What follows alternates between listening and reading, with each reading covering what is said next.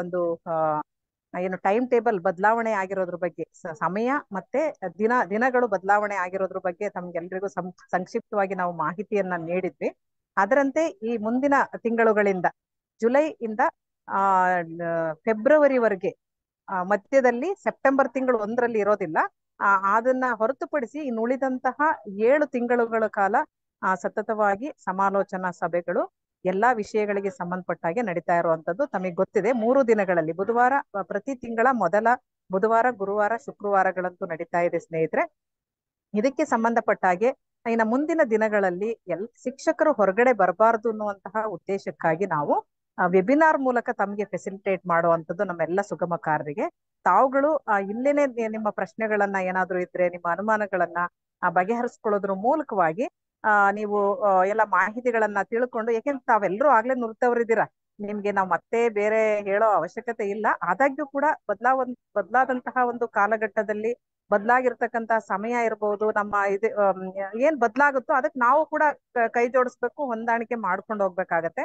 ನೀವು ಮೊದ್ಲಿಗಾಗಿದ್ರೆ ಶನಿವಾರದೊತ್ತು ಮೊದಲ ಶನಿವಾರ ಮತ್ತೆ 3ನೇ ಶನಿವಾರ ಮಾಡ್ತಾ ಇದ್ದಂಥದ್ದು, ಮತ್ತೆ ಮೂರ್ ವಿಷಯಗಳನ್ನ ಈಗ 2 ವಿಷಯ ಇರುತ್ತೆ, ಮತ್ತೆ ಹೋಲ್ ಡೇ ಇರುತ್ತೆ. ಅವಾಗ ನಾವು ಬೆಳಗಿನ ಒಂದು ಅವಧಿನಲ್ಲೇ ಮುಕ್ತಾಯ ಆಗ್ತಾ ಇತ್ತು. ಬಟ್ ಈಗ 9:30ಯಿಂದ ಸಂಜೆ 4:30ವರೆಗೆ ಇರುತ್ತೆ. ಅದಕ್ಕೆ ನೀವು ದಯಮಾಡಿ ಒಂದು ಪ್ಲಾನ್ ಅನ್ನ ಮಾಡ್ಕೊಳ್ಬೇಕಾಗತ್ತೆ. ನಾವು ಈಗಾಗ್ಲೇ ಇವತ್ತು ನಮ್ಮ ಎಲ್ಲ CRP ಮಿತ್ರರಿಗೆ ಮುಖಾಮುಖಿಯಾಗಿ ಒಂದು ಸಭೆಯನ್ನ ಕರೆಯೋದ್ರ ಮೂಲಕ ಅಲ್ಲಿ ಹೇಗೆ ಒಂದು ಸೆಷನ್ ಪ್ಲಾನ್ ಅನ್ನ ಮಾಡ್ಕೊಳ್ಬೇಕು ಅನ್ನೋದ್ರ ಬಗ್ಗೆ ಕೂಡ ನಾವು ಅವ್ರಿಗೆ ಮಾಹಿತಿಯನ್ನ ಕೊಡ್ತಾ ಇರುವಂತದ್ದು. ಹಾಗೆ ನಮ್ಮ ಮಧುಗಿರಿ ಶೈಕ್ಷಣಿಕ ಜಿಲ್ಲೆಯಿಂದ ಅವರು ಮುಖಾಮುಖಿಯಾಗಿ ತಗೊಳ್ತಾ ಇಲ್ಲ, ಆದ್ರೆ ವೆಬಿನಾರ್ ಮೂಲಕ ನಮ್ಮ ಎಲ್ಲ CRP ಮಿತ್ರರಿಗೆ, ECOs, PRPಗಳಿಗೆ ಮತ್ತೆ BIERT ರವರಿಗೆ ಮಾಹಿತಿ ಕೊಟ್ಟಿದ್ದಾರೆ, ಹೇಗೆಲ್ಲ ಸೆಷನ್ ಪ್ಲಾನ್ ಮಾಡ್ಕೋಬೇಕು, ಹೇಗೆಲ್ಲ ಸಿದ್ಧತೆಯನ್ನ ಮಾಡ್ಕೊಳ್ಬೇಕಾಗತ್ತೆ ಅನ್ನೋದ್ರ ಬಗ್ಗೆ. ಹಾಗಾಗಿ ಅವರು ನಿಮ್ಮ ಜೊತೆ ಇರ್ತಾರೆ ಸ್ನೇಹಿತರೆ. ಒಟ್ಟಾರೆಯಾಗಿ ಇಡೀ ದಿನ ನಡೀತಕ್ಕಂತಹ ಒಂದು ಸಮಾಲೋಚನಾ ಸಭೆಯನ್ನ ತುಂಬಾ ಫ್ರೂಟ್ಫುಲ್ ಆಗಿ ಮಾಡ್ಬೇಕು, ಮತ್ತೆ ಪ್ರಾತ್ಯಕ್ಷಿಕೆಗೆ ಹೆಚ್ಚಿನ ಒಂದು ಆದ್ಯತೆಯನ್ನ ಕೊಡ್ಬೇಕು ಅಂತ ಇಲಾಖೆ ಹೇಳ್ತಾ ಇದೆ. ಹಾಗಾಗಿ ಪ್ರಾತ್ಯಕ್ಷಿಕೆ ತರಗತಿಯನ್ನ ಒಂದು ತೆಗೆದುಕೊಳ್ಳೋ ಮೂಲಕ ಅದು ನೀವೀಗ 4ರಿಂದ 8ನೇ ತರಗತಿ ಅಥವಾ 7-8ನೇ ತರಗತಿ ಅಂತಂದ್ರೆ ಅದರಲ್ಲಿ ಬರ್ತಕ್ಕಂಥ ಕ್ಲಿಷ್ಟಾಂಶಗಳಲ್ಲಿ ಆ ತಿಂಗಳಲ್ಲಿ ಜುಲೈ, ಈಗ ಫಾರ್ ಎಕ್ಸಾಂಪಲ್ ಜುಲೈ ತಿಂಗಳಲ್ಲಿ ಬರ್ತಕ್ಕಂತಹ ಕ್ಲಿಷ್ಟಾಂಶಗಳಲ್ಲಿ ಒಂದು ಕಲಿಕಾ ಫಲಕ್ಕೆ ನಾವು ಒಂದು ಪ್ರಾತ್ಯಕ್ಷಿಕೆಯನ್ನ ಕೊಡ್ಬೇಕಾಗತ್ತೆ. ಕೊಡೋದ್ರ ಮೂಲಕ ಸಾಧ್ಯ ಆಗುತ್ತೆ ಅಂದ್ರೆ ಮಧ್ಯಾಹ್ನದ ಅವಧಿಯಲ್ಲಿ ಕೂಡ ಇನ್ನೊಂದು ವಿಷಯಕ್ಕೆ ಇನ್ನೊಂದು ತರಗತಿಗೆ, ಈಗ ನೀವು 4ರಿಂದ 7ನೇ ತರಗತಿಯವರೆಗಿನ ಏನು ವಿಷಯಗಳಿರುತ್ತೋ ಅದರಲ್ಲಿ ಯಾವ್ದಾದ್ರು 2 ಪ್ರಾತ್ಯಕ್ಷಿಕೆಗಳನ್ನ ಕೊಡ್ಬೇಕು. ಮತ್ತೆ ಅದರಿಂದ ಏನು ಅದರ ಒಂದು ಅದನ್ನ ಹೇಗೆ ಸುಗಮಗಾರಿಕೆ ಮಾಡ್ಬೇಕು ಅನ್ನೋದ್ರ ಬಗ್ಗೆ, ಅದಕ್ಕೆ ಏನ್ TLMಗಳನ್ನ ಬಳಸ್ಬೇಕು, ಈ ರೀತಿ ನೀವು ಚರ್ಚೆಯನ್ನ ಮಾಡ್ಬೇಕು. ಮತ್ತೆ ಇನ್ನು ಉಳಿದಂತಹ ಕಲಿಕಾ ಫಲಗಳು ಏನಿರುತ್ತಲ್ಲ, ಈಗ ಆ ತಿಂಗಳಲ್ಲಿ ಬರ್ತಕ್ಕಂಥದ್ದು, ಈಗ ಜೂನ್ ತಿಂಗಳಿಂದ ಜುಲೈ ತಿಂಗಳಿಂದ ಆಗಸ್ಟ್ ತಿಂಗಳವರೆಗೆ, ಆಗಸ್ಟ್ ತಿಂಗಳ ಒಂದು ನಡುವೆ ಬರ್ತಕ್ಕಂತಹ ಅಂದ್ರೆ ನೆಕ್ಸ್ಟ್ ಸಮಾಲೋಚನಾ ಸಭೆಯವರೆಗೆ ಇರ್ತಕ್ಕಂತಹ ಒಂದು ಕ್ಲಿಷ್ಟಾಂಶಗಳನ್ನ ನೀವು ಮತ್ತೆ ಅಲ್ಲಿ ಚರ್ಚೆಯನ್ನ ಮಾಡ್ಬೇಕಾಗತ್ತೆ. ಅದಕ್ಕೆ ಹೇಗೆ ನಾವು ಸುಲಭವಾಗಿ ನಾವು ಮಕ್ಕಳಿಗೆ ತಲುಪಿಸುವಂತ ವ್ಯವಸ್ಥೆ ಮಾಡ್ಬೇಕು ಅನ್ನೋದ್ರ ಬಗ್ಗೆ ಶಿಕ್ಷಕರಿಗೆ ಒಂದು ಉತ್ತಮವಾದಂತಹ ಮಾರ್ಗದರ್ಶನ ತಮ್ಮ ಕಡೆಯಿಂದ ಆಗ್ಬೇಕಾಗತ್ತೆ. ಇದಕ್ಕೆಲ್ಲ ಸಂಬಂಧಪಟ್ಟ ಹಾಗೆ ನಮ್ಮ CWC ತಂಡ ಮತ್ತೆ ನಮ್ಮ ಶಿಕ್ಷಕ ಮಿತ್ರರು ನಿಮ್ಗೆ ಸಹಕಾರವನ್ನ ಕೊಡ್ತಾರೆ. ಅವರು ಕೂಡ ನಿಮ್ಗೆ ಮಾಹಿತಿಯನ್ನ ಕೊಡ್ತಿದ್ದಾರೆ. ನಡೀತಕ್ಕಂತಹ ಸಮಾಲೋಚನಾ ಸಭೆಗೆ ವೆಬಿನಾರ್ ಮೂಲಕ 2 ದಿನ 3 ದಿನ ಮುಂಚಿತವಾಗಿ ನಿಮ್ಗೆ ಮಾಹಿತಿಯನ್ನ ಒದಗಿಸ್ಕೊಟ್ಟಿದ್ದಾರೆ. ಅದರದ ಎಲ್ಲ ಒಂದು ವಿಚಾರವನ್ನ ನಮ್ಮ CWS ತಂಡ ಇವತ್ತು ನಿಮ್ ಜೊತೆ ಮಾತನಾಡಿ ಮೂಲಕ ಎಲ್ಲ ವಿಚಾರಗಳನ್ನ ವಿನಿಮಯ ಮಾಡ್ಕೊಳ್ಳುತ್ತೆ. ಏನೇ ಅನುಮಾನಗಳಿದ್ರೆ ತಾವು ಕೇಳ್ಕೊಳ್ಳೋದ್ರ ಮೂಲಕ ಇನ್ನು ಈ ಒಂದು ಸಮಾಲೋಚನಾ ಸಭೆಗಳನ್ನ ಈಗಾಗಲೇ 3 ವರ್ಷಗಳ ಸಮಾಲೋಚನಾ ಸಭೆ ತುಂಬಾ ಚೆನ್ನಾಗಿ ಮಾಡ್ಕೊಟ್ಟಿದ್ದಾರೆ ಸ್ನೇಹಿತರೆ. ಹಾಗಾಗಿಯೇ ತುಮಕೂರು ಮಾದರಿಯನ್ನೇ ಇಡೀ ರಾಜ್ಯ ಅನುಸರಿಸ್ತಾ ಇರುವಂತದ್ದು. ಆದ್ರೆ ವೇಳೆ ಬದಲಾವಣೆ ಆಗಿದೆ ಅಷ್ಟೇನೆ. ಅದನ್ನ ಬಿಟ್ರೆ ಇನ್ನು ಉಳಿದಂತೆ ನಡೆಸಲಿಕ್ಕೆ ಒಂದು ಎಲ್ಲರೂ ಕೂಡ ಒಂದು ಏನು ರಾಜ್ಯ ಹಂತದಿಂದ ಬಹಳ ಒಂದು ಒಪ್ಪಿಗೆ ಇದೆ. ಹಾಗಾಗಿ ನಾವೆಲ್ಲರೂ ಇನ್ನೂ ಉತ್ತಮವಾಗಿ ಕೆಲಸವನ್ನ ಮಾಡೋಣ. ತಾವೆಲ್ಲರೂ ಇಂದಿನ ದಿನಗಳಲ್ಲಿ ಒಂದು ಉತ್ತಮವಾಗಿ ಹೇಗೆ ತಮ್ಮನ್ನ ಸಕ್ರಿಯವಾಗಿ ತೊಡಗಿಸ್ಕೊಂಡಿದ್ರು, ಅದಕ್ಕಿಂತ ಹೆಚ್ಚಾಗಿ ಇನ್ನೂ ಹೆಚ್ಚಿನ ರೀತಿ ಈಗ CRPಗಳು, BRP, IERT ಅವರು, BIE ಎಲ್ಲರೂ ಇರ್ತಾರೆ ನಿಮ್ಮ ಜೊತೆನಲ್ಲಿ. ಅವರೆಲ್ಲರ ಒಂದು ಸಹಕಾರದೊಂದಿಗೆ ಉತ್ತಮವಾಗಿ ನಿರ್ವಹಿಸಬೇಕು ಅಂತ ಹೇಳಿ ಈ ಸಂದರ್ಭದಲ್ಲಿ ತಮ್ಮೆಲ್ಲರಿಗೂ ಕೂಡ ಒಂದು ಅಭಿನಂದನೆಯನ್ನ ಸಲ್ಲಿಸ್ತಾ ಒಂದು ಆಲ್ ದ ಬೆಸ್ಟ್ ಅನ್ನ ಹೇಳ್ತಾ ಮುಂದಿನ ದಿನಗಳಲ್ಲಿ ಉತ್ತಮವಾಗಿ ಈ ವರ್ಷದ ಸಮಾಲೋಚನಾ ಸಭೆಗಳು ಶುರು ಆಗ್ಲಿ ಅಂತ ಹೇಳಿ ಶುಭವನ್ನ ಹಾರೈಸ್ತಾ ನನ್ನ ಮಾತನ್ನ ಮುಗಿಸ್ತಾ ಇದ್ದೇನೆ. ನಾನು ನಮ್ಮ ಡಯಟ್ ಪರವಾಗಿ ಹಾಗೆ DDPI ಕಚೇರಿಯ ಎಲ್ಲರ ಒಟ್ಟು ನಾನು ಎರಡೂ ಏನು ಕಚೇರಿಗಳ ಅಂದ್ರೆ ಎರಡೂ ಜಿಲ್ಲೆಗಳ ಎರಡು ಕಚೇರಿಗಳ ಒಂದು ಪ್ರತಿನಿಧಿಯಾಗಿ ನಾನು ತಮ್ಮೆಲ್ಲರಿಗೂ ಕೂಡ ಶುಭವನ್ನ ಹಾರೈಸ್ತಾ ಇದ್ದೇನೆ. Thank you very much.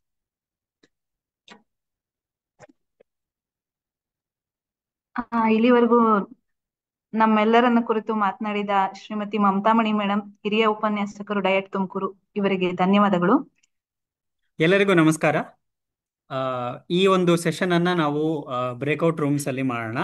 3 breakout rooms ಇರುತ್ತೆ, ಒಂದು ವಿಜ್ಞಾನಕ್ಕೆ, ಒಂದು ಗಣಿತಕ್ಕೆ, ಮತ್ತೆ ಇನ್ನೊಂದು ಇಂಗ್ಲಿಷಿಗೆ. ಒಂದು ರಿಕ್ವೆಸ್ಟ್ ಏನಂದ್ರೆ ಎಲ್ಲರಿಗೂ ನಿಮ್ಮ ನಿಮ್ಮ ಆಯ್ದುಕೊಂಡ ಸಬ್ಜೆಕ್ಟಿನ ಬ್ರೇಕ್ಔಟ್ ರೂಮ್ ಜಾಯ್ನ್ ಆಗಕ್ಕೆ ನಿಮಗೆ ಒಂದು ನೋಟಿಫಿಕೇಶನ್ ಬರುತ್ತೆ. ಸೊ ಇವಾಗ 3 ಬ್ರೇಕ್ಔಟ್ ರೂಮ್ ಜಾಯ್ನ್ ಆಗಕ್ಕೆ ನಿಮಗೆ ನೋಟಿಫಿಕೇಶನ್ ಬರುತ್ತೆ. ಅದರಲ್ಲಿ ನಿಮ್ಮ ಚೋಸನ್ ಸಬ್ಜೆಕ್ಟ್ ಅಥವಾ ಆಯ್ದ ಒಂದು ವಿಷಯ ಯಾವುದಿದೆ ಆ ಒಂದು ಬ್ರೇಕ್ಔಟ್ ರೂಮ್ ಲಿಂಕಿಗೆ ನೀವು ಕ್ಲಿಕ್ ಮಾಡಿ ಜಾಯ್ನ್ ಆಗಿ. ಸೊ ಜಾಯ್ನ್ ಆದಮೇಲೆ ಅಲ್ಲಿ ನಾವು ಇಂಡಿವಿಜುವಲಿ ಸೆಷನ್ಸ್ನ ನಾವು ಸ್ಟಾರ್ಟ್ ಮಾಡೋಣ.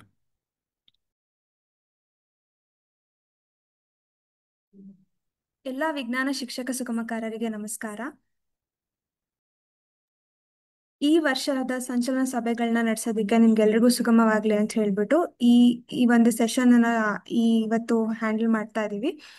ನಿಮ್ಗೆ ಈ ಸೆಷನ್ ಅಲ್ಲಿ ಮುಂಬರುವಂತಹ ಸಂಚಲನ ಕಾರ್ಯಾಗಾರ ಅದೇ ಜುಲೈ 3ನೇ ತಾರೀಕು ಹೇಗ್ ನಡೆಸ್ಕೊಂಡು ಹೋಗ್ಬೇಕು, ನಿಮ್ಮ ಪೂರ್ವ ಸಿದ್ಧತೆ ಹೇಗಿರ್ಬೇಕು, ಮತ್ತೆ ನಿಮ್ ಪೂರ್ವ ಸಿದ್ಧತೆಗಾಗಿ ನಾವು ನಿಮ್ಗೆಲ್ಲರಿಗೂ ಹೇಗ್ ಸಹಾಯ ಮಾಡ್ತಾ ಇದೀವಿ, ಯಾವ ರೀತಿ ಎಲ್ಲ ರಿಸೋರ್ಸಸ್ನ ಕೊಡ್ತೀವಿ ಅನ್ನೋದ್ರ ಬಗ್ಗೆ ನಿಮ್ಗೆ ಒಂದು ಸಣ್ಣ ಮಾಹಿತಿನ ಕೊಡೋದಕ್ಕೆ ಈ ಒಂದು ಮೀಟಿಂಗ್ ನ ನಾವು ಆರ್ಗನೈಸ್ ಮಾಡಿ ಇಲ್ಲಿ ನಾವು ಡಿಸ್ಕಸ್ ಮಾಡ್ತಾ ಇದೀವಿ.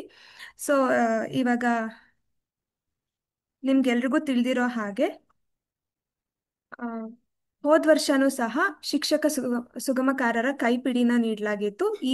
ಈ ವರ್ಷನೂ ಸಹ ಶಿಕ್ಷಕ ಸುಗಮಕಾರರ ಕೈಪಿಡಿ ನಿಮ್ಮ ಕೈ ಸೇರ್ಲಿದೆ. ಈ ಶಿಕ್ಷಕ ಸುಗಮಕಾರರ ಕೈಪಿಡಿಯಲ್ಲಿ ಏನೇನೆಲ್ಲ ಇದೆ, ಅನುಭವಾತ್ಮಕ ಬೋಧನಾ ಕಲಿಕೆಯ ವಿವರಣಾತ್ಮಕ ಅನುಭವಾತ್ಮಕ ಬೋಧನಾ ಕಲಿಕೆ ಅಂದ್ರೆ ಏನು, ಅದನ್ನ ಹೇಗೆ ಅಳವಡಿಸ್ಕೊಳ್ಳೋದು, ಶಾಲೆಯಲ್ಲಿ ಅದನ್ನ ಯಾವ ರೀತಿ ನಾವು ಅಳವಡಿಸ್ಕೊಂಡು ಪಾಠನ ಮಾಡಬಹುದು ಅನ್ನೋದ್ರ ಬಗ್ಗೆ ಒಂದು ಚಿಕ್ಕ ಮಾಹಿತಿ ಇದೆ. ನಂತರ 21ನೇ ಶತಮಾನದ ಕೌಶಲ್ಯಗಳು ಏಕೆ ಬೇಕು, ಯಾಕೆ ಅದು ಇಂಪಾರ್ಟೆಂಟ್, ಯಾವ ರೀತಿ ನಾವು ಅದನ್ನ ಮಕ್ಕಳಲ್ಲಿ ಕಲ್ಪಿಸಬಹುದು ಅನ್ನೋದನ್ನೆಲ್ಲಾನು ನಾವಲ್ಲಿ ಡಿಸ್ಕಸ್ ಮಾಡಿದೀವಿ. ಹಾಗೆ ಅನುಭವಾತ್ಮಕ ಬೋಧನಾ ಕಲಿಕೆಯ ಸಂಪನ್ಮೂಲಗಳು ಅಂದ್ರೆ ಇವಾಗ ಲೆಸನ್ ಪ್ಲಾನ್ ಇರ್ಬೋದು, ನಿಮ್ಗೆಲ್ರಿಗೂ ತಿಳಿದಿರೋ ಹಾಗೆ ಸಾಕಷ್ಟು ಬೋಧನಾ ಕಲಿಕಾ ಸಾಮಗ್ರಿಗಳು ಮತ್ತು ಸಂಪನ್ಮೂಲಗಳು ಟೀಚೋಪಿ ಆ್ಯಪ್ನಲ್ಲಿ ಲಭ್ಯವಿದೆ. ಹಾಗೆ ಹ್ಯಾಂಡ್ಬುಕ್ನಲ್ಲೂ ಕೂಡ ಸಂಪನ್ಮೂಲಗಳನ್ನ ನೀಡಲಾಗಿದೆ. ಮತ್ತು ಟೀಚೋಪಿಯ ಆ್ಯಪ್ನಲ್ಲಿ ಯಾವ್ಯಾವ ರಿಸೋರ್ಸಸ್ ಇದೆ ಅದನ್ನೆಲ್ಲ ನಾವಿಲ್ಲಿ ತೋರಿಸ್ತಾ ಇದ್ದೀವಿ. ಹಾಗೆ ಸಮಾಲೋಚನಾ ಕಾರ್ಯಾಗಾರಕ್ಕೆ ಬೇಕಾಗಿರುವಂತಹ ಹ್ಯಾಂಡ್ ಔಟ್ಸ್ ಇದನ್ನೆಲ್ಲ ನಾವು ಸೇರಿಸಿ ಒಂದು ಹ್ಯಾಂಡ್ಬುಕ್ ಮಾಡಿ ಕೊಡ್ತಾ ಇದ್ದೀವಿ. ಈ ಹ್ಯಾಂಡ್ಬುಕ್ಕಲ್ಲಿ ಗಣಿತ ಸಂಚಲನ ಕಾರ್ಯಾಗಾರಕ್ಕೆ ಬೇಕಾಗಿರುವಂತಹ ಸಂಪನ್ಮೂಲಗಳು ಮತ್ತು ವಿಜ್ಞಾನಕ್ಕೆ ಮತ್ತು ಇಂಗ್ಲಿಷಿಗೆ ಬೇಕಾಗಿರುವಂತಹ ಸಂಪನ್ಮೂಲಗಳನ್ನು ನಾವು ಈ ಹ್ಯಾಂಡ್ಬುಕ್ ಅಲ್ಲಿ ಕೊಡ್ತಾ ಇದ್ದೀವಿ. ಈ ಹ್ಯಾಂಡ್ಬುಕ್ ಮುಖಾಂತರ ನೀವು ಅನುಭವಾತ್ಮಕ ಬೋಧನಾ ಕಲಿಕೆಯ ಅಂಶಗಳು ಯಾವ್ಯಾವು, ಈಗ ವಿಜ್ಞಾನದಲ್ಲಿ ಅನುಭವಾತ್ಮಕ ಬೋಧನಾ ಕಲಿಕೆನ ಅಳವಡಿಸ್ಕೋಬೇಕು ಅನ್ನೋದೇ ಆದ್ರೆ ಏನೇನೆಲ್ಲ ಸೈಕಲ್ ಇರುತ್ತೆ, ಯಾವ ರೀತಿ ನಾವು ಅದನ್ನ ಶಾಲೆನಲ್ಲಿ ಇಂಪ್ಲಿಮೆಂಟ್ ಮಾಡಬೇಕು, ಇದ್ರ ಬಗ್ಗೆ ನಿಮಗೆ ಡೀಟೇಲ್ಡ್ ಇನ್ಫಾರ್ಮೇಶನ್ ಹ್ಯಾಂಡ್ಬುಕ್ ಅಲ್ಲಿ ಇದೆ. ಹಾಗೆ ಈ ಅನುಭವಾತ್ಮಕ ಬೋಧನಾ ಕಲಿಕೆಯ ಆಧಾರದ ಮೇಲೆ ಸಾಕಷ್ಟು ಸಂಪನ್ಮೂಲಗಳು ಇದೆ ಮತ್ತು 21ನೇ ಶತಮಾನದ ಕೌಶಲ್ಯಗಳನ್ನು ನಾವು ಮಕ್ಕಳಲ್ಲಿ ವೃದ್ಧಿಸೋದಿಕ್ಕೆ ಏನೇನೆಲ್ಲ ಬೇಕು ಅನ್ನೋದ್ರ ಬಗ್ಗೆ ನಾವಿಲ್ಲಿ ಡಿಸ್ಕಸ್ ಮಾಡಿದ್ದೀವಿ. ಮತ್ತು ಈ ಕೌಶಲ್ಯಗಳನ್ನು ನಾವು ಅಚೀವ್ ಮಾಡೋದಿಕ್ಕೆ ಯಾವ ರೀತಿಯ ರಿಸೋರ್ಸಸ್ ಅಂದ್ರೆ ಸಂಪನ್ಮೂಲಗಳಿರ್ಬೋದು, ಪಾಠ ಯೋಜನೆಗಳು, ಲೆಸನ್ ಪ್ಲಾನ್ಸ್, ಇದನ್ನೆಲ್ಲ ನಾವು ಆ ಹ್ಯಾಂಡ್ಬುಕ್ ಅಲ್ಲಿ QR ಕೋಡ್ಸ್ ಮುಖಾಂತರ ಕೊಟ್ಟಿದ್ದೀವಿ. ಪಾಠ ಯೋಜನೆಗಳು ಅನುಭವಾತ್ಮಕ ಬೋಧನಾ ಕಲಿಕೆಯ ಸಂಪನ್ಮೂಲಗಳಾಗಿವೆ. ಈ ಪಾಠ ಯೋಜನೆಗಳಲ್ಲಿ ಹಲವಾರು ಚಟುವಟಿಕೆಗಳನ್ನು ನೀಡಿ ಈ ಚಟುವಟಿಕೆಗಳನ್ನು ನೀವು ತರಗತಿಯಲ್ಲಿ ಯಾವ ರೀತಿ ಟ್ರಾನ್ಸಾಕ್ಟ್ ಮಾಡ್ಬೋದು, ಮಕ್ಕಳಲ್ಲಿ ಯಾವ ರೀತಿ ಪರಿಕಲ್ಪನೆಯನ್ನು ಸದೃಢ ಮಾಡ್ಬೋದು ಅನ್ನೋದ್ರ ಬಗ್ಗೆ ಮಾತಾಡ್ತಾ ಹೋಗಿದ್ದೀವಿ. ಹಾಗೆ PBLಗಳಿದಾವೆ. PBL ಮೂಲಕ ಮಕ್ಕಳಲ್ಲಿ ಲರ್ನಿಂಗ್ ಬೈ ಡೂಯಿಂಗ್ ಅನ್ನೋದನ್ನ ನಾವು ಮಕ್ಕಳಲ್ಲಿ ತರಬಹುದು. ಸೊ ಮಕ್ಕಳ ಕೈಯಲ್ಲೇ ಮಾಡಿಸಿ ಅವರಿಗೆ ಪರಿಕಲ್ಪನೆಗಳನ್ನ ಅರ್ಥ ಮಾಡಿಸ್ಬಹುದು. ಇದು ಒಂದು ತುಂಬಾ ಉಪಯುಕ್ತವಾದ ಸಂಪನ್ಮೂಲವಾಗಿದೆ. ಹಾಗೆ ಬ್ಲೂಮ್ಸ್ ಟ್ಯಾಕ್ಸಾನಮಿಯ ಆಧಾರದ ಮೇಲೆ, ಬ್ಲೂಮ್ಸ್ ಟ್ಯಾಕ್ಸಾನಮಿ ನಮ್ಮೆಲ್ಲರಿಗೂ ತಿಳಿದಿರುವಂಥದ್ದೇ, ಸ್ಮರಣೆ, ತಿಳುವಳಿಕೆ, ಅನ್ವಯ ಮತ್ತೆ ವಿಶ್ಲೇಷಣೆಯ ಆ, ಹಂತಗಳಲ್ಲಿ ನಾವು ವರ್ಕ್ಶೀಟ್ಸ್ ಅನ್ನ ರಚಿಸಿದ್ದೀವಿ. ಆ ವರ್ಕ್ಶೀಟ್ಸ್ ನ ಲಿಂಕ್ ಅನ್ನು ಕೂಡ ಈ ಹ್ಯಾಂಡ್ ಬುಕ್ ಅಲ್ಲಿ ನೀಡಲಾಗಿದೆ. ಹಾಗೆ ವಿವರಣಾತ್ಮಕ ವಿಡಿಯೋಗಳ ಲಿಂಕ್ ಅನ್ನು ಕೂಡ ನೀಡಲಾಗಿದೆ. ಈ ಲಿಂಕ್ಗಳನ್ನು ಬಳಸ್ಕೊಂಡು ನೀವು ಸಂಚಲನ ಕಾರ್ಯಾಗಾರಕ್ಕೆ ನಿಮಗೆ ಬೇಕಾಗಿರುವಂತಹ ಎಲ್ಲ ಪೂರ್ವ ತಯಾರಿ ಮತ್ತೆ ಸಿದ್ಧತೆಗಳನ್ನ ಮಾಡ್ಕೋಬಹುದು. ಹಾಗೆ ಕಾನ್ಸೆಪ್ಟ್ ಮ್ಯಾಪ್ಸ್ ಇದೆ. ಈ ಕಾನ್ಸೆಪ್ಟ್ ಮ್ಯಾಪ್ಸ್ ಎಲ್ಲ ಟೀಚೋಪಿಯಾ ಆ್ಯಪ್ ನಲ್ಲಿ ಅಪ್ಲೋಡ್ ಮಾಡಲಾಗಿದೆ. ಈ ಕಾನ್ಸೆಪ್ಟ್ ಮ್ಯಾಪ್ಸ್ ನ ಉಪಯೋಗಿಸ್ಕೊಂಡು ನೀವು ಯಾವ ತರಗತಿಗೆ ಯಾವ ಕಾನ್ಸೆಪ್ಟ್ ಅನ್ನ ಇಟ್ಕೋಬಹುದು, ಮತ್ತೆ ಸ್ಪೈರಲ್ ಅಪ್ರೋಚ್ ಅಲ್ಲಿ ನಾವು ಒಂದು ಸೆಷನ್ ಅನ್ನ ಯಾವ ರೀತಿ ತಯಾರಿ ಮಾಡ್ಕೋಬಹುದು ಅನ್ನೋದ್ರ ಬಗ್ಗೆ ಒಂದು ಐಡಿಯಾ ಕೊಡೋದಕ್ಕೆ ನಿಮಗೆ ಈ ಕಾನ್ಸೆಪ್ಟ್ ಮ್ಯಾಪ್ಸ್ ಹೆಲ್ಪ್ ಮಾಡುತ್ತೆ. 4ರಿಂದ 7ನೇ ತರಗತಿ ವಿದ್ಯಾರ್ಥಿಗಳಿಗೆ ನಾವು ಪಾಠ ಮಾಡಬೇಕಾದ್ರೆ ನಮ್ಮ ಪೂರ್ವ ತಯಾರಿ ಹೇಗಿರ್ಬೋದು ಅನ್ನೋದನ್ನು ಕೂಡ ಈ ಕಾನ್ಸೆಪ್ಟ್ ಮ್ಯಾಪ್ಸ್ ನಮಗೆ ತಿಳಿಸ್ಕೊಡುತ್ತೆ. ಹಾಗೆ ಸಂಚಲನ ಕಾರ್ಯಾಗಾರ ನಮಗೆ ಒಂದು ದಿನದಲ್ಲಿ 4 ತರಗತಿಗಳಲ್ಲಿ ನಾವು ಕಾನ್ಸೆಪ್ಟ್ಸ್ ಅನ್ನ ಡೀಲ್ ಮಾಡಬೇಕು ಅಂತ ಅಂದ್ರೆ, ಟೀಚರ್ಸಿಗೆ ಡೌಟ್ಸ್ ಕ್ಲಾರಿಫೈ ಮಾಡಬೇಕು ಅಥವಾ ಪ್ರಾತ್ಯಕ್ಷಿಕೆಗಳನ್ನ ನೀಡಬೇಕು ಅಂತ ಅಂದ್ರೆ 4 ತರಗತಿಗಳನ್ನ ಅಡ್ರೆಸ್ ಮಾಡಿ ನಾವು ಯಾವ ಕಾನ್ಸೆಪ್ಟ್ಸ್ ಅನ್ನ ಹೇಳ್ಕೊಡ್ಬೋದು ಅನ್ನೋದಕ್ಕೆ ಈ ಕಾನ್ಸೆಪ್ಟ್ ಮ್ಯಾಪ್ಸ್ ನಿಮಗೆ ಸಹಾಯಕವಾಗಿರುತ್ತೆ. ಈ ಎಲ್ಲ ಸಂಪನ್ಮೂಲಗಳು ಟೀಚೋಪಿಯಾ ಆ್ಯಪ್ನಲ್ಲಿ ಲಭ್ಯವಿದ್ದು ನೀವು ಅದನ್ನು ಬಳಸ್ಕೋಬಹುದು. ಹಾಗೆ ಈ ಶಿಕ್ಷಕ ಸುಗಮಕಾರರ ಕೈಪಿಡಿ ಏನಿದೆ, ಈ ಕೈಪಿಡಿಯಲ್ಲಿ QR ಕೋಡ್ಸ್ ಮುಖಾಂತರ ನಾವೆಲ್ಲದನ್ನು ಅಪ್ಲೋಡ್ ಮಾಡಿದ್ದೀವಿ, ಅಟ್ಯಾಚ್ ಮಾಡಿದ್ದೀವಿ. ಸೊ ಆ QR ಕೋಡನ್ನು ನೀವು ಸ್ಕ್ಯಾನ್ ಮಾಡಿದ್ರೆ ನಿಮಗೆ ರಿಸೋರ್ಸಸ್ಗೆ ಕರ್ಕೊಂಡು ಹೋಗುತ್ತೆ. ಸೊ ಇದಿಷ್ಟು ಟೀಚರ್ ಮೆಂಟರ್ ಹ್ಯಾಂಡ್ ಬುಕ್ ಅನ್ನ ಒಂದು ಪರಿಚಯ ಆಗಿತ್ತು. ಹಾಗಿದ್ರೆ ಒಂದು ಸ್ಯಾಂಪಲ್ ಅಜೆಂಡಾ ಹೇಗಿರ್ಬೇಕು, ಒಂದು ಕಾರ್ಯಸೂಚಿ ಅಂತ ಅಂದ್ರೆ, ಈಗ ಎಲ್ರಿಗೂ ನಮ್ಗೆ ಆಲ್ರೆಡಿ ಗೊತ್ತಿದೆ, ಒಂದು ಪ್ರಾತ್ಯಕ್ಷಿಕೆ ಇರಬೇಕು, ಆ ಪ್ರಾತ್ಯಕ್ಷಿಕೆ ನಂತರ ಡಿಸ್ಕಷನ್ ಆಗಬೇಕು, ಪ್ರಾತ್ಯಕ್ಷಿಕೆಗೂ ಮುಂಚೆ ಒಂದು ಡಿಸ್ಕಷನ್ ಆಗಬೇಕು ಅನ್ನೋದು ನಮ್ಗೆ ಆಲ್ರೆಡಿ ಗೊತ್ತಾಗಿದೆ. ಅದನ್ನ ನಾವು ಯಾವ ರೀತಿ ಆರ್ಗನೈಸ್ ಮಾಡಬೇಕು ಅಂತ ನೋಡ್ತಾ ಹೋಗೋಣಂತೆ. ಸೊ ಸ್ಟಾರ್ಟಿಂಗ್ ನಾವು ಶುರು ಮಾಡಿದಾಗ, ಈಗ ಈ ಕಾರ್ಯಾಗಾರ ನಮ್ಗೆಲ್ರಿಗೂ ಹೊಸತೇನಲ್ಲ, 3 ವರ್ಷದಿಂದ ನಾವು ಈ ಕಾರ್ಯಾಗಾರಗಳನ್ನ ಮಾಡ್ತಾ ಬಂದಿದ್ದೀವಿ. ಅಂದ್ರೆ ಈ ರೀತಿಯ ಒಂದು ಶೇರಿಂಗ್ ಮೀಟಿಂಗ್ ನ ಮಾಡ್ತಾ ಬಂದಿದ್ದೀವಿ. ಇದ್ರಲ್ಲಿ ಒಂದು ಸ್ವಲ್ಪ ಚೇಂಜಸ್ ಇದೆ ಅಷ್ಟೇ. ಅರ್ಧ ದಿನ ಮಾಡ್ತಿದ್ದಂತಹ ಒಂದು ಸಂಚಲನ ಕಾರ್ಯಾಗಾರ ಇವಾಗ ದಿನವಿಡೀ ಮಾಡುವಂತಹ ಕಾರ್ಯಾಗಾರವಾಗಿದೆ. ಹಾಗಾಗಿ ನಾವು ದಿನವಿಡೀ ಮಾಡಬೇಕು ಅಂತ ಅಂದ್ರೆ ಏನೇನೆಲ್ಲ ಮಾಡ್ಕೋಬಹುದು, ನಮ್ಮ 3 ಗಂಟೆಯ ಸಭೆನ 7 ಗಂಟೆಗಳ ಸಭೆಯಾಗಿ ಕನ್ವರ್ಟ್ ಮಾಡಿದಾಗ ಯಾವ ರೀತಿ ನಾವು ಆರ್ಗನೈಸ್ ಮಾಡ್ಕೋಬಹುದು ಅನ್ನೋದಕ್ಕೆ ಇಲ್ಲೊಂದು ಸ್ಯಾಂಪಲ್ ಅಜೆಂಡಾನ ನಾವು ಕೊಡ್ತಾ ಇದ್ದೀವಿ. ಇದು ಹೀಗೆ ಇರಬೇಕು ಅಂತ ಏನೂ ಇಲ್ಲ. ನಿಮ್ಮ ಹೋಬಳಿ ಮಟ್ಟಕ್ಕೆ ನಿಮ್ಮ ಟೀಚರ್ಸಿಗೆ ಬೇಕಾಗಿರುವ ಹಾಗೆ ನೀವು ಖಂಡಿತ ಇದನ್ನ ಕಸ್ಟಮೈಸ್ ಮಾಡ್ಕೋಬಹುದಾಗಿದೆ. ಸೊ ನಮ್ಮ ಸಜೆಷನ್ ಅಥವಾ ನಮ್ಮ ಸ್ಯಾಂಪಲ್ ಏನು ಅಂತ ಅಂದ್ರೆ, ನೀವು ಬಂದಿದ ತಕ್ಷಣ ಅಂದ್ರೆ ಗುರುವಾರ ಜುಲೈ 3ನೇ ತಾರೀಕು ಎಲ್ಲಾ ಶಿಕ್ಷಕರು ನಿಮ್ಮ ಹೋಬಳಿ ಸೆಂಟರ್ಸ್ ಅಲ್ಲಿ ಸೇರ್ತಾ ಇದ್ದಾರೆ. ಬಂದ ತಕ್ಷಣ ವೆಲ್ಕಮ್ ಅಡ್ರೆಸ್ ಅಂತೂ ಇದ್ದೇ ಇರುತ್ತೆ. 5 ನಿಮಿಷ ವೆಲ್ಕಮ್ ಅಡ್ರೆಸ್ ಇರುತ್ತೆ. ನಂತರ ಅಟೆಂಡೆನ್ಸ್ ಪಡ್ಕೊಳ್ಳೋದು ಇದು ಎಲ್ಲ ನಡೆಯುತ್ತೆ.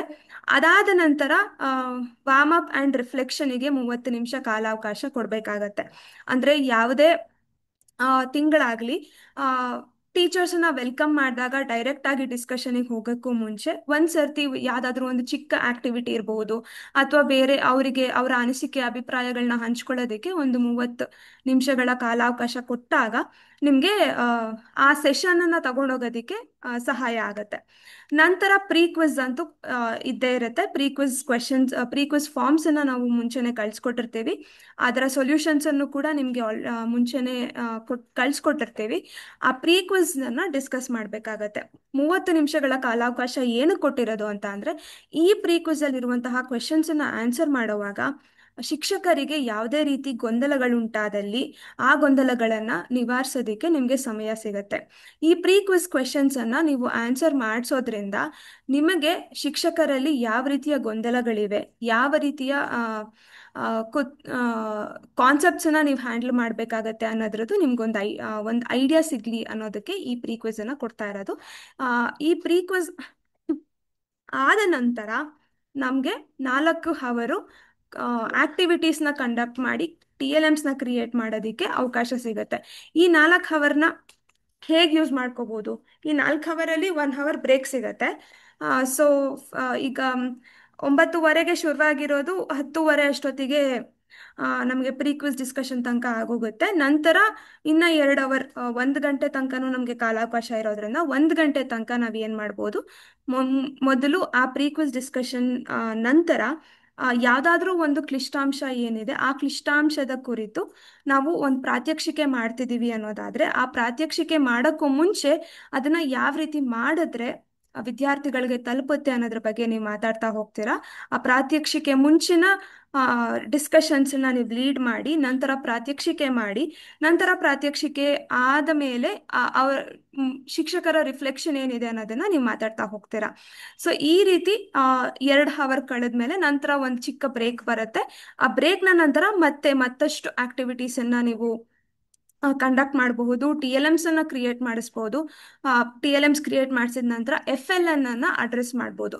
FLN ಅನ್ನ ವಿಜ್ಞಾನದ ಮೂಲಕ ಹೇಗೆ ಅಡ್ರೆಸ್ ಮಾಡ್ಬೋದು ಅನ್ನೋದನ್ನ ಈ ಸೆಷನ್ ಅಲ್ಲಿ ಕೊನೆಯಲ್ಲಿ ಮಾತಾಡೋಣ. ಸೊ FLN ಅಚೀವ್ ಮಾಡೋದಕ್ಕೆ ವಿದ್ಯಾರ್ಥಿಗಳಿಗೆ ಏನೇನೆಲ್ಲ ನಾವು ಕೊಡಬಹುದು ಅನ್ನೋದನ್ನ ಆ ಒಂದು ಸೆಷನ್ ಅಲ್ಲಿ ನೀವು ಡಿಸ್ಕಸ್ ಮಾಡೋದ್ರಿಂದ ತುಂಬಾ ಸಹಾಯ ಆಗತ್ತೆ. ಇದೆಲ್ಲ ಆದ ನಂತರ ಲಾಸ್ಟ್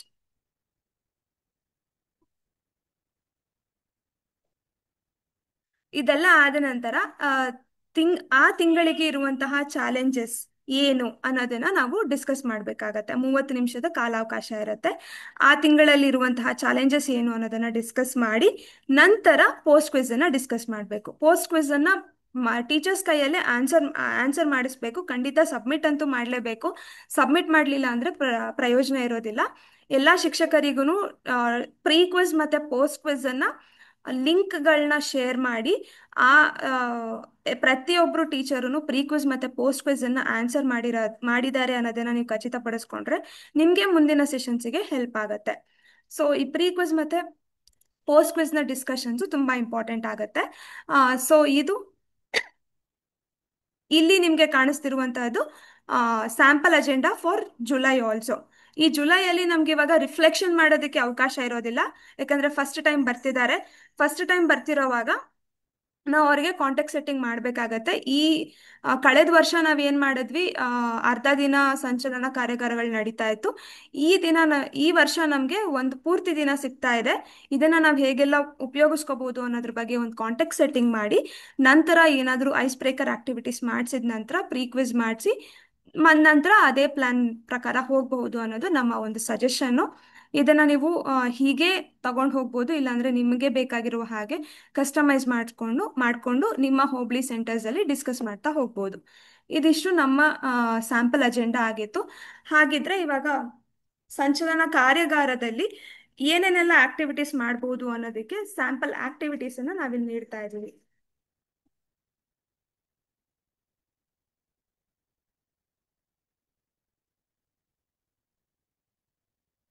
ಎಲ್ಲರಿಗೂ ನಮಸ್ಕಾರ. ಇವಾಗ ನಾವು ನೋಡ್ತಿರುವಂತಹ ಚಟುವಟಿಕೆ ಬಂದು ಜಲಚಕ್ರಕ್ಕೆ ಸಂಬಂಧಪಟ್ಟಿರುವಂತಹ ಚಟುವಟಿಕೆ. ಇದು 4ನೇ ತರಗತಿ ಹನಿಗೂಡಿದರೆ ಪಾಠಕ್ಕೆ ಸಂಬಂಧಪಟ್ಟಿದ್ದು.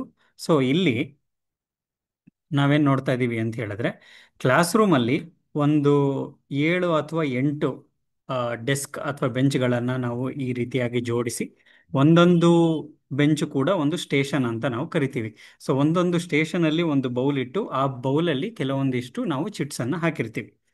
ಸೊ ಈ ಒಂದು ಚಟುವಟಿಕೆ ಬಂದು ಜಲಚಕ್ರಕ್ಕೆ ಸಂಬಂಧಪಟ್ಟಿದ್ದು. ಸೊ ಇಲ್ಲಿ ಏನಾಗಿರುತ್ತೆ ಅಂತ ಹೇಳಿದ್ರೆ, ಒಂದೊಂದು ಸ್ಟೇಷನಿಗೂ ಒಂದೊಂದು ಹೆಸರಿರುತ್ತೆ. ಫಾರ್ ಎಕ್ಸಾಂಪಲ್ ಇಲ್ಲಿ ನೀವು ಲೆಫ್ಟ್ ಇಂದ ನೋಡ್ಕೊಂಬಂದ್ರೆ ಮೋಡ ಅಂತ ಒಂದಕ್ಕಿರುತ್ತೆ. ಅದಾದ್ಮೇಲೆ ಪರ್ವತ, ಅಂತರ್ಜಲ, ಪ್ರಾಣಿ, ಹೊಳೆ, ಸಸ್ಯ, ಈ ರೀತಿಯಾಗಿ ಹಲವು ಸ್ಟೇಷನ್ಗಳಿರುತ್ತೆ. ಇಲ್ಲಿ ನಾವೇನ್ ಮಾಡ್ತೀವಿ ಅಂತ ಹೇಳಿದ್ರೆ, ಜಲಚಕ್ರಕ್ಕೆ ಸಂಬಂಧಪಟ್ಟಂತೆ ಒಂದಿಷ್ಟು ಸ್ಟೇಟ್ಮೆಂಟ್ಸ್ ಅನ್ನ ಚಿಟ್ಸ್ ಆಗಿ ನಾವು ಅಲ್ಲಿ ಬರೆದು ಇಟ್ಟಿರ್ತೀವಿ.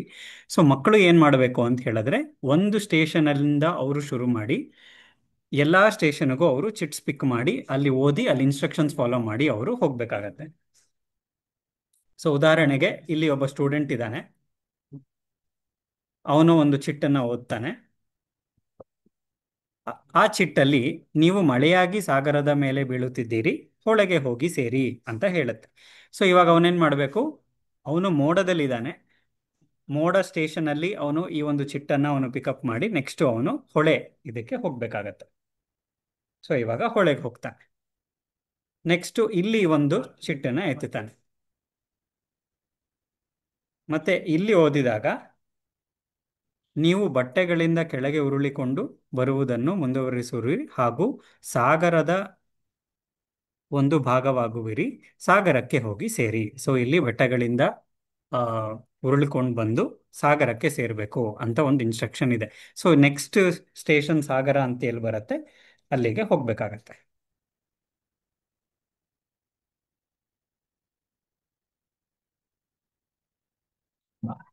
ಸೊ ಇಲ್ಲಿ ಸಾಗರಕ್ಕೆ ಬಂದು ಸೇರಿ ಆಯ್ತು. ಸೊ ಇಲ್ಲಿ ನಾವೇನ್ ಮಾಡ್ತಾ ಇದೀವಿ ಅಂತ ಹೇಳಿದ್ರೆ ಮಕ್ಕಳಿಗೆ ಒಂದು ಜಲಚಕ್ರದ ಒಂದು ಅನುಭವವನ್ನ ನಾವು ನೀಡ್ತಾ ಇದ್ದೀವಿ. ಇಲ್ಲಿ ಪ್ರತಿಯೊಂದು ವಿದ್ಯಾರ್ಥಿಯು ಒಂದು ನೀರಿನ ಒಂದು ಡ್ರಾಪ್ ಆಗಿ ಅವರು ವರ್ತಿಸ್ತಾರೆ. ಅಂದ್ರೆ ನೀರಿನ ಒಂದು ಬಿಂದುವಿನಾಗಿ ಅವರು ವರ್ತನೆ ಮಾಡ್ತಾರೆ. ಮತ್ತೆ ಅವರು ಒಂದು ಜಾಗದಿಂದ ಇನ್ನೊಂದು ಜಾಗಕ್ಕೆ ಬೇರೆ ಬೇರೆ ರೂಪಗಳಲ್ಲಿ ಅವರು ಸಂಚರಿಸ್ತಾ ಹೋಗ್ತಾರೆ. ಸೊ ಹೀಗೆ ಪ್ರತಿಯೊಂದು ವಿದ್ಯಾರ್ಥಿಯು ಕೂಡ ಒಂದು 2 ಅಥವಾ 3 ಬಾರಿ ಈ ಸೈಕಲ್ ಅನ್ನ ಆ ಸುತ್ತಿ ಅಲ್ಲಿರುವಂಥ ಚಿಟ್ಸ್ನ ಪಿಕ್ ಮಾಡಿ ಓದಿ ಅಲ್ಲಿ ಹೋಗಿ ಅವ್ರು ಏನು ಮಾಡ್ಕೋಬೇಕು, ಅವ್ರು ಎಲ್ಲೆಲ್ಲಿ ಹೋದ್ರು ಅನ್ನೋದನ್ನ ಅವರು ಅವರ ಒಂದು ಶೀಟಲ್ಲಿ ಬರ್ಕೋಬೇಕಾಗತ್ತೆ. ಇದಕ್ಕೆ ಸಂಬಂಧಪಟ್ಟಿರುವಂಥ ಎಲ್ಲ ಸಪೋರ್ಟಿಂಗ್ ಶೀಟ್ಸ್ ನಿಮಗೆ ಏನು ಬೇಕು ಇದೆಲ್ಲ ನಿಮಗೆ ನಿಮ್ಮ ಹ್ಯಾಂಡ್ಬುಕ್ಕಲ್ಲಿ ಲಭ್ಯವಿದೆ, ಮತ್ತು ಟೀಚೋಪಿಯನಲ್ಲೂ ಲಭ್ಯವಿದೆ. ಸೊ ಮಕ್ಕಳು ಏನು ಮಾಡ್ತಾರೆ ಅಂತ ಹೇಳಿದ್ರೆ ಇಲ್ಲಿ ಅವರು ಯಾವ್ಯಾವ ಜಾಗದಿಂದ ಯಾವ್ಯಾವ ಜಾಗಕ್ಕೆ ಹೋಗ್ತಾರೆ, ಮತ್ತೆ ಅವ್ರು ಏನಾಗಿ ಪರಿವರ್ತನೆ ಆದ್ರು ಅಂತನೂ ಕೂಡ ಅವರು ಅದನ್ನು ಬರ್ಕೋತಾರೆ. ಕೊನೆಗೆ ಶಿಕ್ಷಕರು ನಾವೇನ್ ಮಾಡ್ಬೋದು ಅಂತ ಹೇಳಿದ್ರೆ ಒಬ್ಬೊಬ್ಬರನ್ನೇ ಕರೆದು ಅವರ ಜರ್ನಿಯನ್ನ ಅವರಿಗೆ ನಾವು ಹೇಳಕ್ಕೆ ಅವಕಾಶವನ್ನ ಕೊಡ್ಬೋದು. ಅವಾಗ ಏನಾಗತ್ತೆ, ಅವರಿಗೆ ಕಮ್ಯುನಿಕೇಶನ್ ಮಾಡ್ದಂಗೂ ಒಂದು ಆ, ಆ, ಅವಕಾಶ ಸಿಗತ್ತೆ. ಮತ್ತೆ ಅವರ ಒಂದು ತಿಳುವಳಿಕೆ ಏನಿದೆ, ಅವ್ರೇನು ಅರ್ಥ ಮಾಡ್ಕೊಂಡಿದ್ದಾರೆ ಆಕ್ಟಿವಿಟಿಯಿಂದ ಅಂತನೂ ಕೂಡ ಅವರು ಅಲ್ಲಿ ವ್ಯಕ್ತಪಡಿಸಕ್ಕೆ ಅವಕಾಶ ಸಿಗತ್ತೆ. ಮತ್ತೆ ಡೈರೆಕ್ಟ್ ಎಕ್ಸ್ಪ್ಲನೇಷನ್ ಗಿಂತ ಇದು ಸ್ವಲ್ಪ ಇಂಟರಾಕ್ಟಿವ್ ಇರುತ್ತೆ. ಮತ್ತೆ ಕ್ಲಾಸ್ ರೂಮಲ್ಲೂ ಕೂಡ ಒಂದು ಫನ್ ಮತ್ತೆ ಇಂಟರಾಕ್ಟಿವ್ ಸೆಷನ್ ಆಗಿ ಮಾಡಕ್ಕೆ ಇದು ಒಂದು ಚಟುವಟಿಕೆ, ಒಂದು ಐಡಿಯಾ. ಇವಾಗ ಇದು ಫಾರ್ ಎಕ್ಸಾಂಪಲ್ ನಿಮ್ಮ ತರಗತಿಯಲ್ಲಿ ಕೆಲವೊಂದು ಮಕ್ಕಳಿಗೆ ಓದಕ್ಕೆ ಕಷ್ಟ ಆದರೆ ಅಥವಾ ಅವರಿಗೆ ರೀಡಿಂಗ್ ಕಂಪ್ರಿಹೆನ್ಷನ್ ಅಲ್ಲಿ ಸ್ವಲ್ಪ ಸಮಸ್ಯೆ ಇದ್ದಲ್ಲಿ ನಾವು ಇದನ್ನ ಹೇಗೆ ಮಾಡ್ಬೋದು ಅಂತ ನೋಡೋಣ. ಮೊದಲಿಗೆ ಯಾರಿಗೆ ಇದನ್ನ ಸರಳವಾಗಿ ಮತ್ತೆ ಈಸಿಯಾಗಿ ಓದಕ್ಕಾಗತ್ತೆ ಅವ್ರ ಕೈಲಿ ಇದನ್ನ ಡೆಮಾನ್ಸ್ಟ್ರೇಟ್ ಮಾಡಿಸೋಣ ಮಕ್ಕಳಿಂದ. ಮತ್ತೆ ಅವ್ರನ್ನ ಸಾಧ್ಯವಾದಷ್ಟು ಅವರ ಫ್ರೆಂಡ್ಸ್ ಜೊತೆ ಒಂದು ಪೇರ್ ಮಾಡಿ ಒಬ್ಬೊಬ್ರು ಹೋಗೋ ಬದಲು ಇಬ್ಬಿಬ್ರು ಹೋಗ್ತಾ ಹೋಗ್ಲಿ, ಸೊ ದಟ್ ಒಬ್ರು ಅವರಿಗೆ ಹೆಲ್ಪ್ ಮಾಡ್ಬೋದು. ಅಂದ್ರೆ ಅವರ ಸಹಪಾಠಿ ಅವರಿಗೆ ಓದಕ್ಕೆ ಹೆಲ್ಪ್ ಮಾಡಿ ನೆಕ್ಸ್ಟ್ ಎಲ್ಲಿ ಹೋಗ್ಬೇಕು ಅಂತ ಪ್ರಶ್ನೆ ಕೇಳಿ ಅವರೆಲ್ಲಿ ಹೇಳ್ತಾರೋ ಅಲ್ಲಿ ಕರ್ಕೊಂಡು ಹೋಗ್ಬೋದು. ಸೊ ಈ ರೀತಿಯಾಗಿ ರೀಡಿಂಗ್ ಕಾಂಪ್ರಿಹೆನ್ಷನ್ ಮತ್ತೆ ಇವಾಗ FLN ಲೆವೆಲ್ ಅಲ್ಲಿ ಇದ್ರೆ ನಾವು ಅವರಿಗೆ ಅಡ್ರೆಸ್ ಮಾಡಿ ಅವರನ್ನು ಕೂಡ ಈ ಒಂದು ಆಕ್ಟಿವಿಟಿನಲ್ಲಿ ತೊಡಸ್ಕೋಬಹುದು. ಇನ್ ಕೇಸ್ ನಿಮ್ಮ ತರಗತಿನಲ್ಲಿ ಎಲ್ಲರಿಗೂ ರೀಡಿಂಗ್ ಕಾಂಪ್ರಿಹೆನ್ಷನ್ ಬರುತ್ತೆ, ಎಲ್ಲರೂ ಒಂದು ಲೆವೆಲ್ ಅಲ್ಲಿ ಇದ್ದಾರೆ ಅಂತ ಹೇಳಿದಾಗ ಅವರಿಗೆ ಡೈರೆಕ್ಟ್ ಆಗಿ ಈ ಆಕ್ಟಿವಿಟಿಯನ್ನ ಇಂಡಿವಿಜುವಲ್ ಆಗಿ ಮಾಡಿಸಿ. ಮತ್ತೆ ಬರೆಯಕ್ಕೂ ಕೂಡ ಇದು ಅಬ್ಸರ್ವೇಷನ್ ಶೀಟ್ ಅಲ್ಲಿ ಅವರು ಯಾವ ಸ್ಟೇಷನ್ ಇಂದ ಯಾವ ಸ್ಟೇಷನ್ಗೆ ಹೋದ್ರು ಅಂತನೂ ಕೂಡ ಅವರು ಬರಿಬೇಕಾಗತ್ತೆ. ಅವಾಗ್ಲೂ ಕೂಡ ನೀವು ಅವ್ರನ್ನ ಮಾನಿಟರ್ ಮಾಡಿ ಅವರಿಗೆ ಫೀಡ್ಬ್ಯಾಕ್ ಅನ್ನ ಕೊಡಬಹುದು. ಸೊ ಇಲ್ಲಿ ನಾವು ಅನುಭವಾತ್ಮಕ ಕಲಿಕೆಯನ್ನು ಹೇಗೆ ತರ್ತಾ ಇದ್ದೀವಿ ಅಂತ ಹೇಳಿದ್ರೆ ಮೊದಲಿಗೆ ಈ ಒಂದು ಇಡೀ ಕ್ಲಾಸ್ ರೂಮ್ನ ಒಂದು ಸಿಸ್ಟಮ್ ಏನಿದೆ ಅದನ್ನು ನಾವು ಚೇಂಜ್ ಮಾಡ್ತಾ ಇದೀವಿ. ಅಂದ್ರೆ ಇಲ್ಲಿ ಮೆಜಾರಿಟಿ ಆಫ್ ದ ಕೆಲಸ ಅಥವಾ ಆಕ್ಟಿವಿಟಿ ಮಾಡ್ತಾ ಇರೋದು ಮಕ್ಕಳು, ಮತ್ತೆ ಟೀಚರ್ ಇಲ್ಲಿ ಫೆಸಿಲಿಟೇಟರ್ ಆಗಿ ಎಲ್ಲರಿಗೂ ಗೈಡ್ ಮಾಡೋಕ್ಕೆ ಅವೈಲೇಬಲ್ ಇರ್ತಾರೆ. ಸೊ ಯಾವುದೇ ಮಗುಗೆ ಏನೇ ಪ್ರಶ್ನೆ ಬಂದ್ರೂ ಕೂಡ ಟೀಚರ್ ಅಲ್ಲಿ ಅವರ ಡೌಟ್ಸ್ ಅಥವಾ ಪ್ರಶ್ನೆಯನ್ನು ಉತ್ತರಿಸಕ್ಕೆ ಅವರು ಇರ್ತಾರೆ. ಮತ್ತೆ ಹೀಗೆ ಟೀಚರ್ಸು ಕೂಡ ತಮ್ಮ ಮಕ್ಕಳು ಯಾವ ಮಟ್ಟಕ್ಕಿದ್ದಾರೆ ಅಂತ ಒಂದು ಮೌಲ್ಯಮಾಪನ ಅಥವಾ ಅಸೆಸ್ಮೆಂಟ್ ಕೂಡ ಮಾಡ್ಕೋಬಹುದು. ಸೊ ಫಾರ್ ಎಕ್ಸಾಂಪಲ್ ಮತ್ತೆ ಇಲ್ಲಿ ಸಾಗರಕ್ಕೆ ಬಂದಿದ್ದಾರೆ. ಸಾಗರದಲ್ಲಿ ಇವಾಗ ಗಾಳಿಯಲ್ಲಿ ಆವಿಯಾಗಿ ಮೇಲೆ ಇರುವಿರಿ, ಮೋಡಕ್ಕೆ ಹೋಗಿ ಸೇರಿ. ಸೊ ಮೋಡದಿಂದ ಶುರು ಮಾಡಿ ಇವಾಗ ಅವರು ಮತ್ತೆ ಏನ್ ಮಾಡ್ತಿದ್ದಾರೆ, ಆ ವಿದ್ಯಾರ್ಥಿ ಮೋಡಕ್ಕೆ ಹೋಗ್ಬೇಕು.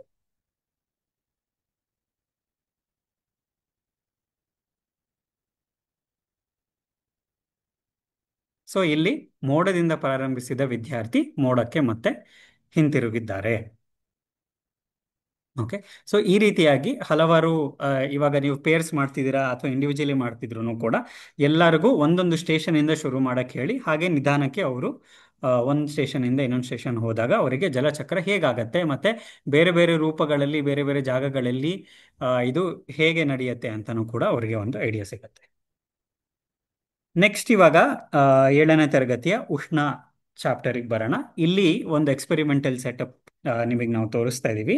ಸೊ ಇಲ್ಲಿ ಒಂದು ಸ್ಟ್ಯಾಂಡಿಗೆ ಒಂದು ಮೆಟಲ್ ಪೀಸನ್ನು, ಒಂದು ಲೋಹದ ತುಂಡನ್ನು ಫಿಕ್ಸ್ ಮಾಡಿದ್ದೀವಿ, ಮತ್ತು ಒಂದು ತುದಿಯನ್ನು ನಾವು ಬನ್ಸನ್ ಬರ್ನರಿಗೆ ನಾವು ಕನೆಕ್ಟ್ ಮಾಡಿದ್ದೀವಿ, ಅಥವಾ ಒಂದು ಒಂದು ಕ್ಯಾಂಡಲ್ ಆಗಿರ್ಬೋದು.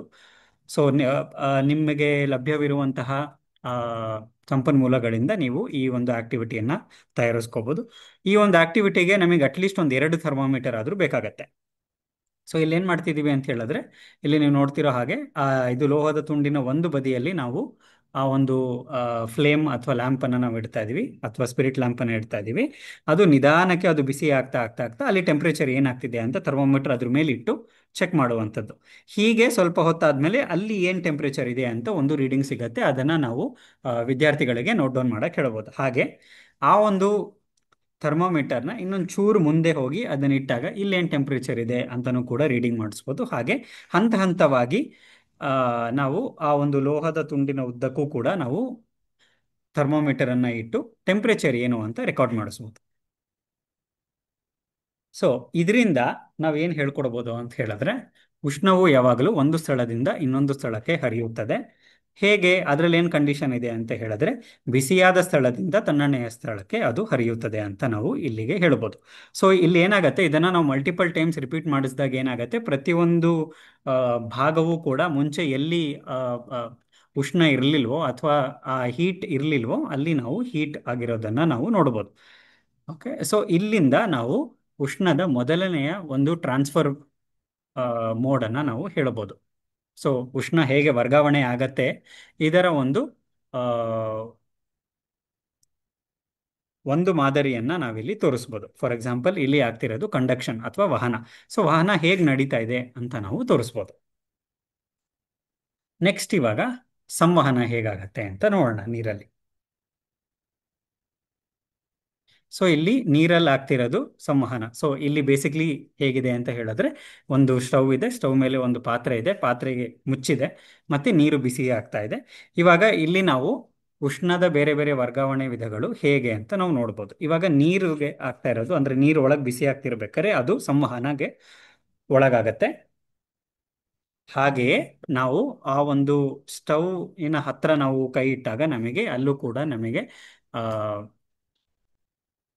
ಶಾಖವನ್ನ ನಾವು ಫೀಲ್ ಮಾಡಬಹುದು. ಸೊ ಅಲ್ಲಿ ನಮಗೆ ವಿಕಿರಣ ಗೊತ್ತಾಗತ್ತೆ.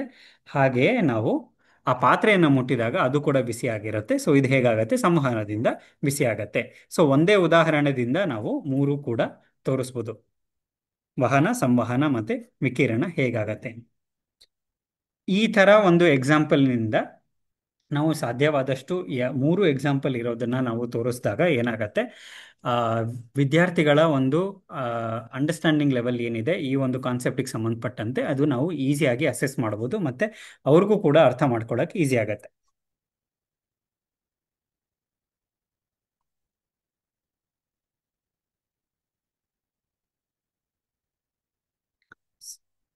ಸೊ ಇವಾಗ ವಹನ ಆಗ್ತಿರ್ಬೇಕಾದ್ರೆ ಒಳಗೆ ಅಥವಾ ಒಂದು ಅಣುಗಳ ಲೆವೆಲಲ್ಲಿ ಅಥವಾ ಪಾರ್ಟಿಕಲ್ ಲೆವೆಲಲ್ಲಿ ಏನಾಗ್ತಿದೆ ಅಂತ ನೋಡೋಣ. ಇಲ್ಲಿ ನಾವು ಆ ಒಂದು ಪಾತ್ರೆ ಏನಿದೆ, ಪಾತ್ರೆಯ ಅಂಚಿನ ಮೇಲೆ ನಾವು ಝೂಮ್ ಇನ್ ಮಾಡಿದೀವಿ.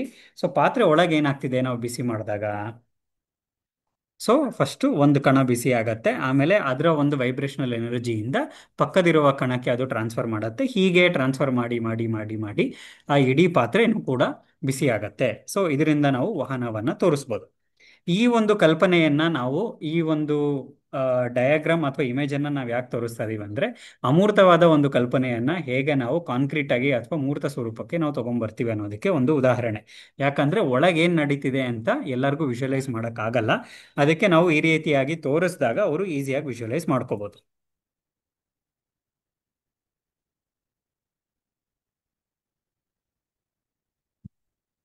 ಮತ್ತೆ ಇದು ನಾವು ಯಾವ ಲೆವೆಲಲ್ಲಿ ತೋರಿಸ್ಬೋದು ಅಂದ್ರೆ, ಫಾರ್ ಎಕ್ಸಾಂಪಲ್ ಯಾರಾದರೂ ತುಂಬಾ ಅಡ್ವಾನ್ಸ್ ಲೆವೆಲಲ್ಲಿ ಮಕ್ಕಳಿದ್ದಾರೆ ಅಥವಾ ತುಂಬಾ ಬ್ರೈಟ್ ಇದ್ದಾರೆ ಅಂದ್ರೆ ಅವರಿಗೆ ಡೈರೆಕ್ಟ್ ಆಗಿ ಈ ರೀತಿಯಾಗಿ ಎಕ್ಸಾಂಪಲ್ ಕೊಟ್ಟು ಅವರ ಮೂಲಕನೇ ತಮ್ಮ ಸಹಪಾಠಿಗಳಿಗೆ ಇದು ಹೇಗೆ ನಡೆಯುತ್ತೆ ಅಂತನೂ ಕೂಡ ಅವ್ರ ಕೈಯಲ್ಲಿ ಎಕ್ಸ್ಪ್ಲೈನ್ ಮಾಡಿಸ್ಬೋದು. ಇದರಿಂದ ಒಂದು ಕೊಲಾಬರೇಟಿವ್ ಆಕ್ಟಿವಿಟಿನೂ ಆಗತ್ತೆ, ಮತ್ತೆ ಕಮ್ಯುನಿಕೇಶನ್ಗೂ ಕೂಡ ಇದು ಅವಕಾಶವನ್ನು ಮಾಡಿಕೊಡತ್ತೆ. ಇಲ್ಲಿ ನಾವು ತೋರಿಸ್ತಿರುವಂಥ ಎಲ್ಲ ಆಕ್ಟಿವಿಟಿನೂ ಕೂಡ ತುಂಬ ಸಿಂಪಲ್ ಆಗಿರುತ್ತೆ. ಆದರೆ ಇಲ್ಲಿ ಒಂದು ವ್ಯತ್ಯಾಸ ಏನು ಅಂತ ಹೇಳಿದ್ರೆ, ಸ್ಕಿಲ್ ಡೆವಲಪ್ಮೆಂಟ್ ಅಥವಾ ಕೌಶಲ್ಯಗಳನ್ನು ಬೆಳೆಸೋದಕ್ಕೆ ಇಲ್ಲಿ ಅವಕಾಶವನ್ನು ನಾವು ಮಾಡಿಕೊಡ್ತಾ ಇದ್ದೀವಿ. ಸೊ ಇವಾಗ ಸ್ಕಿಲ್ ಡೆವಲಪ್ ಆಗಬೇಕು. ಫಾರ್ ಎಕ್ಸಾಂಪಲ್ ರೀಡಿಂಗ್ ಅಥವಾ ರೈಟಿಂಗ್ ಅಥವಾ ಅಬ್ಸರ್ವೇಷನ್ ಕೂಡ ಒಂದು ಸ್ಕಿಲ್ ಅಂತ ಹೇಳಿದಾಗ, ಆ ಸ್ಕಿಲ್ ಡೆವಲಪ್ ಆಗಬೇಕಂದ್ರೆ ನಮ್ಮ ಆಕ್ಟಿವಿಟಿ ಮೂಲಕ ಅಥವಾ ನಮ್ಮ ಟೀಚಿಂಗ್ ಲರ್ನಿಂಗ್ ಪ್ರೋಸೆಸ್ ಏನಿದೆ ತರಗತಿಯಲ್ಲಿ, ಅಲ್ಲಿ ನಾವು ಸ್ಕಿಲ್ ಡೆವಲಪ್ಮೆಂಟ್ಗೆ ಅವಕಾಶವನ್ನು ಕೊಡಬೇಕು. ಅವಕಾಶ ನಾವು ಯಾವಾಗ ಕೊಡ್ತೀವಿ ಅವ್ರು ಅದರಲ್ಲಿ ತೊಡಗಿಸ್ಕೊತಾರೆ, ಮತ್ತೆ ಹಾಗೆ ಸ್ಕಿಲ್ ಕೂಡ ಡೆವಲಪ್ ಆಗತ್ತೆ. ಸೊ ನೆಕ್ಸ್ಟ್ ಇವಾಗ ಸಂವಹನದ ಒಂದು ವಿಜುವಲೈಸೇಷನ್ ಅನ್ನ ನೋಡೋಣ. ಸೊ ನೀರು ಬಿಸಿ ಆಗ್ತಾ ಆಗ್ತಾ ಏನಾಗ್ತಿದೆ, ಕೆಳಗಿದ್ದ ಕಣಗಳು ಬಿಸಿಯಾಗಿ ಮೇಲ್ ಹೋಗ್ತಾ ಇದೆ. ನೆಕ್ಸ್ಟ್ ಅದರ ಜಾಗದಲ್ಲಿ ಇನ್ನಷ್ಟು ಕಣಗಳು ಬಂದಿದೆ. ಸೊ ಹೀಗೆ ಈ ಒಂದು ಪ್ರೋಸೆಸ್ ಏನಾಗುತ್ತೆ, ರಿಪೀಟ್ ಆಗ್ತಾ ಹೋಗುತ್ತೆ. ಓಕೆ, ನೆಕ್ಸ್ಟ್ ವಿಕಿರಣಕ್ಕೆ ಬರೋಣ, ಇದು ಹೇಗಾಗತ್ತೆ ಅಂತ. ಸೊ ನಮ್ಮ ಸೌರಮಂಡಲದಲ್ಲಿ ಭೂಮಿಯು ಸೂರ್ಯನಿಂದ ಉಷ್ಣ ಮತ್ತೆ ಶಾಖವನ್ನ ಮತ್ತೆ ಬೆಳಕನ್ನು ಕೂಡ ಪಡೆಯುತ್ತೆ. ಇದು ಹೇಗಾಗತ್ತೆ ಅಂತ ಹೇಳಿದ್ರೆ ವಿಕಿರಣದ ಮೂಲಕ ಆಗತ್ತೆ. ಇಲ್ಲಿ ಯಾವುದೇ ಮಾಧ್ಯಮದ ಅವಶ್ಯಕತೆ ಇಲ್ಲ. ಅಂದ್ರೆ ಭೂಮಿ ಮತ್ತೆ ಸೂರ್ಯನ ನಡುವೆ ಯಾವುದೇ ಮಾಧ್ಯಮವಿಲ್ಲ. ಇಲ್ಲಿ ಹೇಗೆ ನಡೀತಾ ಇದೆ ಅನ್ನೋದು ಒಂದು ವಿಜುವಲೈಸೇಷನ್.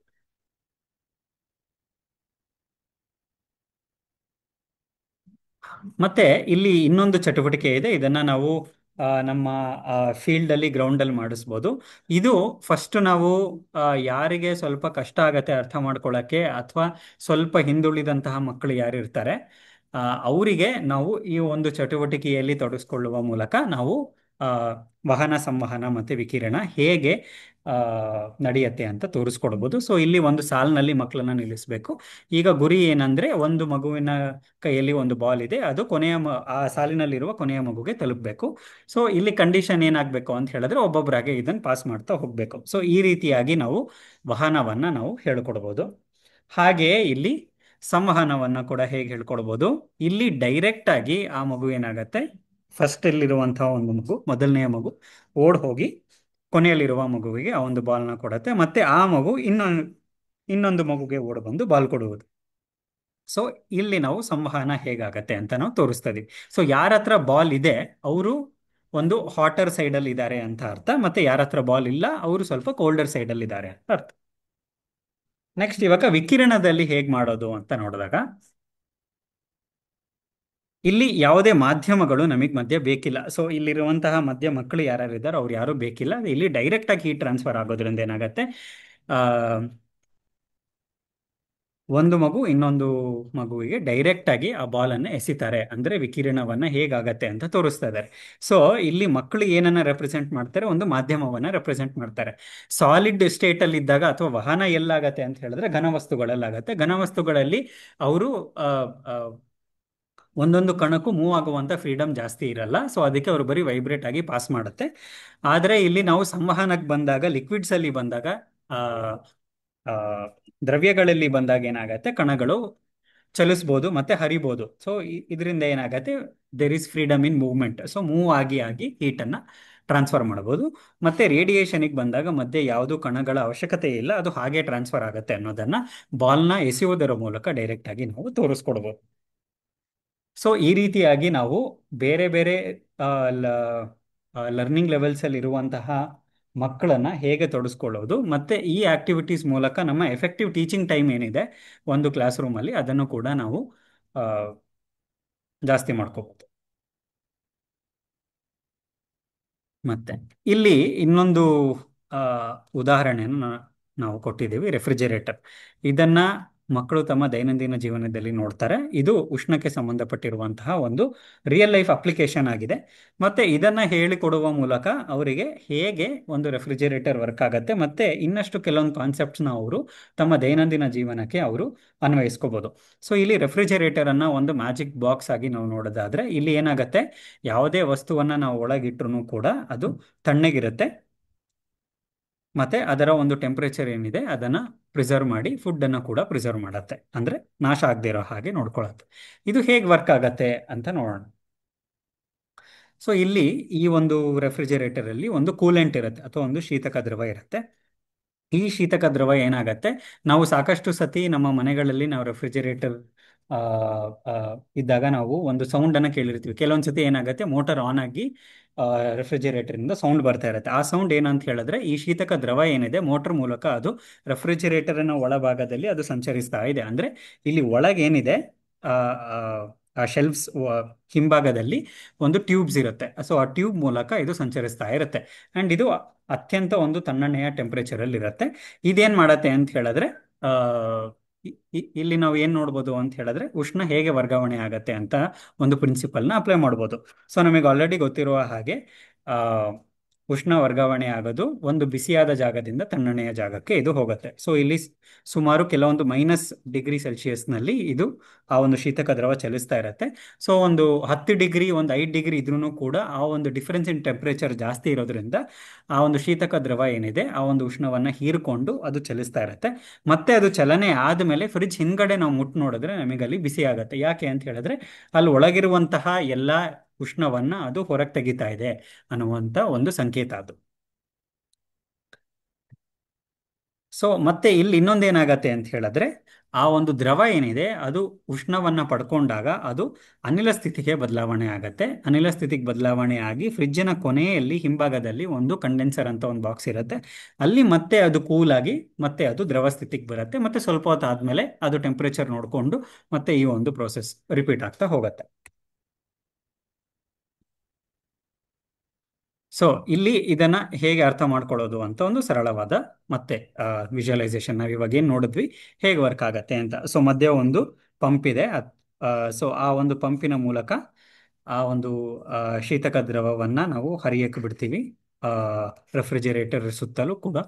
ಆಮೇಲೆ ಅದು ಶೀತವನ್ನ ಅದು ಅಬ್ಸಾರ್ಬ್ ಮಾಡಿಕೊಂಡು ಅದೇನಾಗತ್ತೆ ಅನಿಲ ಸ್ಥಿತಿಗೆ ಕನ್ವರ್ಟ್ ಆಗತ್ತೆ. ಮತ್ತೆ ಅನಿಲ ಸ್ಥಿತಿದಿಂದ ದ್ರವ ಸ್ಥಿತಿಗೆ ಅದು ಕೂಲ್ ಆಗಿ ಬರುತ್ತೆ. ಮತ್ತೆ ಈ ಒಂದು ಪ್ರೊಸೆಸ್ ರಿಪೀಟ್ ಆಗ್ತಾ ಹೋಗುತ್ತೆ. ಇಲ್ಲಿ ಆ ಒಂದು ಶೀತಕ ದ್ರವ ಆ, ಅನಿಲ ಸ್ಥಿತಿಗೆ ಕನ್ವರ್ಟ್ ಆಗೋದು, ಹೀಟನ್ನ ಅಬ್ಸಾರ್ಬ್ ಮಾಡಿಕೊಂಡು ಅನಿಲ ಸ್ಥಿತಿಗೆ ಕನ್ವರ್ಟ್ ಆಗೋದು, ಮತ್ತೆ ಅದು ಕಂಡೆನ್ಸ್ ಆಗಿ ಮತ್ತೆ ಬೀಳೋದು, ಇದು ನಾವು ಬೇರೆ ಎಲ್ಲೋ ಕೇಳಿದೀವಿ ಅಲ್ವಾ. ಸೊ ನಾವಿದನ್ನ ವಾಟರ್ ಸೈಕಲ್ಗೂ ಕೂಡ ಅಥವಾ ಜಲಚಕ್ರಕ್ಕೂ ಕೂಡ ನಾವಿದನ್ನ ಲಿಂಕ್ ಮಾಡ್ಬೋದು. ಸೊ ಹೇಗೆ ಅಂತ ನೋಡೋಣ. ಸೊ ಇಲ್ಲಿ ಆಹಾರ ಪದಾರ್ಥಗಳಿದೆ. ಆಹಾರ ಪದಾರ್ಥಗಳಿಂದ ಉಷ್ಣ ಶೀತಕ ದ್ರವ ಹೀರ್ಕೊಳ್ಳುತ್ತೆ. ಆವಾಗ ಅದು ದ್ರವದಿಂದ ಅನಿಲಕ್ಕೆ ಪರಿವರ್ತನೆ ಆಗತ್ತೆ. ನೆಕ್ಸ್ಟ್ ಈ ದ್ರವ ಏನಾಗತ್ತೆ ಹೆಚ್ಚು ತಾಪಮಾನವಿರುವ ಜಾಗಕ್ಕೆ ಅಂದರೆ ರೆಫ್ರಿಜಿರೇಟರ್ನ ಹೊರಭಾಗಕ್ಕೆ ಬರುತ್ತೆ. ಅಲ್ಲಿ ಒಂದು ಕಂಪ್ರೆಸರ್ ಇರುತ್ತೆ. ಕಂಪ್ರೆಸರ್ ಇಂದ ಅದೇನಾಗತ್ತೆ ಕಡಿಮೆ ತಾಪಮಾನಕ್ಕೆ ಮತ್ತೆ ಕಂಡೆನ್ಸ್ ಆಗಿ ಒಂದು ದ್ರವ ಸ್ಥಿತಿಗೆ ಮತ್ತೆ ಬರುತ್ತೆ. ಇದನ್ನ ನಾವು ಜಲಚಕ್ರಕ್ಕೆ ಹೋಲಿಸ್ಬೋದು. ಇಲ್ಲಿ ಒಂದು ನೀರಿನ ಆಕಾರ ಇದೆ. ಫಾರ್ ಎಕ್ಸಾಂಪಲ್ ಒಂದು ಲೇಕ್ ಇದೆ ಇಲ್ಲಿ. ಅಲ್ಲಿರುವಂತಹ ನೀರು ಸೂರ್ಯನ ಬೆಳಕಿನಿಂದ ಅದು ದ್ರವ ಸ್ಥಿತಿಯಿಂದ ಅನಿಲ ಸ್ಥಿತಿಗೆ ಹೋಗುತ್ತೆ, ಉಷ್ಣವನ್ನು ಹೀರಿಕೊಂಡು ಮತ್ತೆ ಅದು ಆವಿಕರಣ ಆಗತ್ತೆ. ಇದನ್ನ ನಾವು ಆವಿಕರಣ ಅಂತ ಹೇಳ್ತೀವಿ. ಮತ್ತೆ ಆವಿಕರಣವಾದಾಗ ಏನಾಗತ್ತೆ ಇಲ್ಲಿ ದ್ರವದಿಂದ ಆಗಿರುವಂತಹ ನೀರು ಅನಿಲದಿಂದ ಮತ್ತೆ ಅದು ಘನ ಸ್ಥಿತಿಗೆ ಹೋಗುತ್ತೆ. ಮತ್ತೆ ಇದನ್ನ ನಾವು ಸಾಂದ್ರೀಕರಣ ಅಂತ ಹೇಳ್ತೀವಿ ಅಥವಾ ಕಂಡೆನ್ಸೇಷನ್. ನೆಕ್ಸ್ಟ್ ಇದೇನಾಗತ್ತೆ ಘನದಿಂದ ಮತ್ತೆ ದ್ರವ ಸ್ಥಿತಿಗೆ ಬರುತ್ತೆ. ದ್ರವ ಸ್ಥಿತಿಗೆ ಬಂದು ಇದನ್ನ ನಾವು ಅವಪತನ ಅಥವಾ ಮಳೆ ಅಂತ ನಾವು ಹೇಳ್ತೀವಿ. ಸೊ ಮಕ್ಕಳಿಗೆ ಅವರು 4th ಸ್ಟ್ಯಾಂಡರ್ಡ್ ಅಲ್ಲಿ ಕಲ್ತಿರುವಂತಹ ಒಂದು ಕಾನ್ಸೆಪ್ಟ್ ಅನ್ನು ಕೂಡ 7th ಸ್ಟ್ಯಾಂಡರ್ಡ್ ಅಲ್ಲಿ ದಿನನಿತ್ಯ ಜೀವನದಲ್ಲಿ ಹೇಗೆ ಅಪ್ಲೈ ಆಗತ್ತೆ ಅಂತನೂ ಕೂಡ ನಾವು ಈ ರೀತಿಯಾಗಿ ತೋರಿಸ್ಕೊಟ್ಟಾಗ ಯಾವುದೇ ಲೆವೆಲ್ ಅಲ್ಲಿ ಮಗು ಇದ್ರೂ ಕೂಡ ಅವರಿಗೆ ಈಸಿಯಾಗಿ ಅರ್ಥ ಆಗತ್ತೆ. ಮತ್ತೆ ಇಲ್ಲಿ ಏನಾಗತ್ತೆ ಪ್ರೀವಿಯಸ್ ನಾಲೆಡ್ಜ್ ಏನಿದೆ ಅದು ಕೂಡ ಅವರಿಗೆ ದೃಢವಾಗಿ ಆ ಕೂರತ್ತೆ. ಅಂದ್ರೆ ಅವರ ಮನಸ್ಸಲ್ಲಿ ಈ ಒಂದು ಕಾನ್ಸೆಪ್ಟ್ ಏನಿದೆ ಇದು ತುಂಬಾ ಕಾನ್ಕ್ರೀಟ್ ಆಗಿ ಮತ್ತೆ ದೃಢವಾಗಿ ಕೂರತ್ತೆ.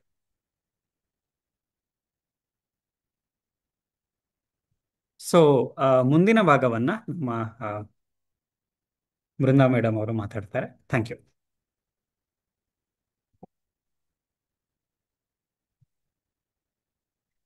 ಇಷ್ಟೊತ್ತು ನಾವು ಯಾವುದೇ ಒಂದು ಕ್ಲಿಷ್ಟಾಂಶ ಇರ್ಬೋದು, ಕಾನ್ಸೆಪ್ಟ್ ಇರ್ಬೋದು, ಅದನ್ನ ಯಾವ ರೀತಿ ವಿವಿಧ ಹಂತಗಳಲ್ಲಿರುವಂತಹ ಮಕ್ಕಳಿಗೆ ಹೇಳ್ಕೊಡ್ಬಹುದು, ಯಾವ ರೀತಿ ಬೋಧನೆ ಮಾಡ್ಬೋದು, ಯಾವ ರೀತಿ ಕಲಿಸ್ಬೋದು ಅನ್ನೋದನ್ನ ನೋಡ್ತಾ ಬಂದ್ವಿ. ಈಗ ಬುನಾದಿ ಸಾಕ್ಷರತೆ ಮತ್ತು ಸಂಖ್ಯಾಜ್ಞಾನನ ಹೇಗೆ ಅಚೀವ್ ಮಾಡಬಹುದು.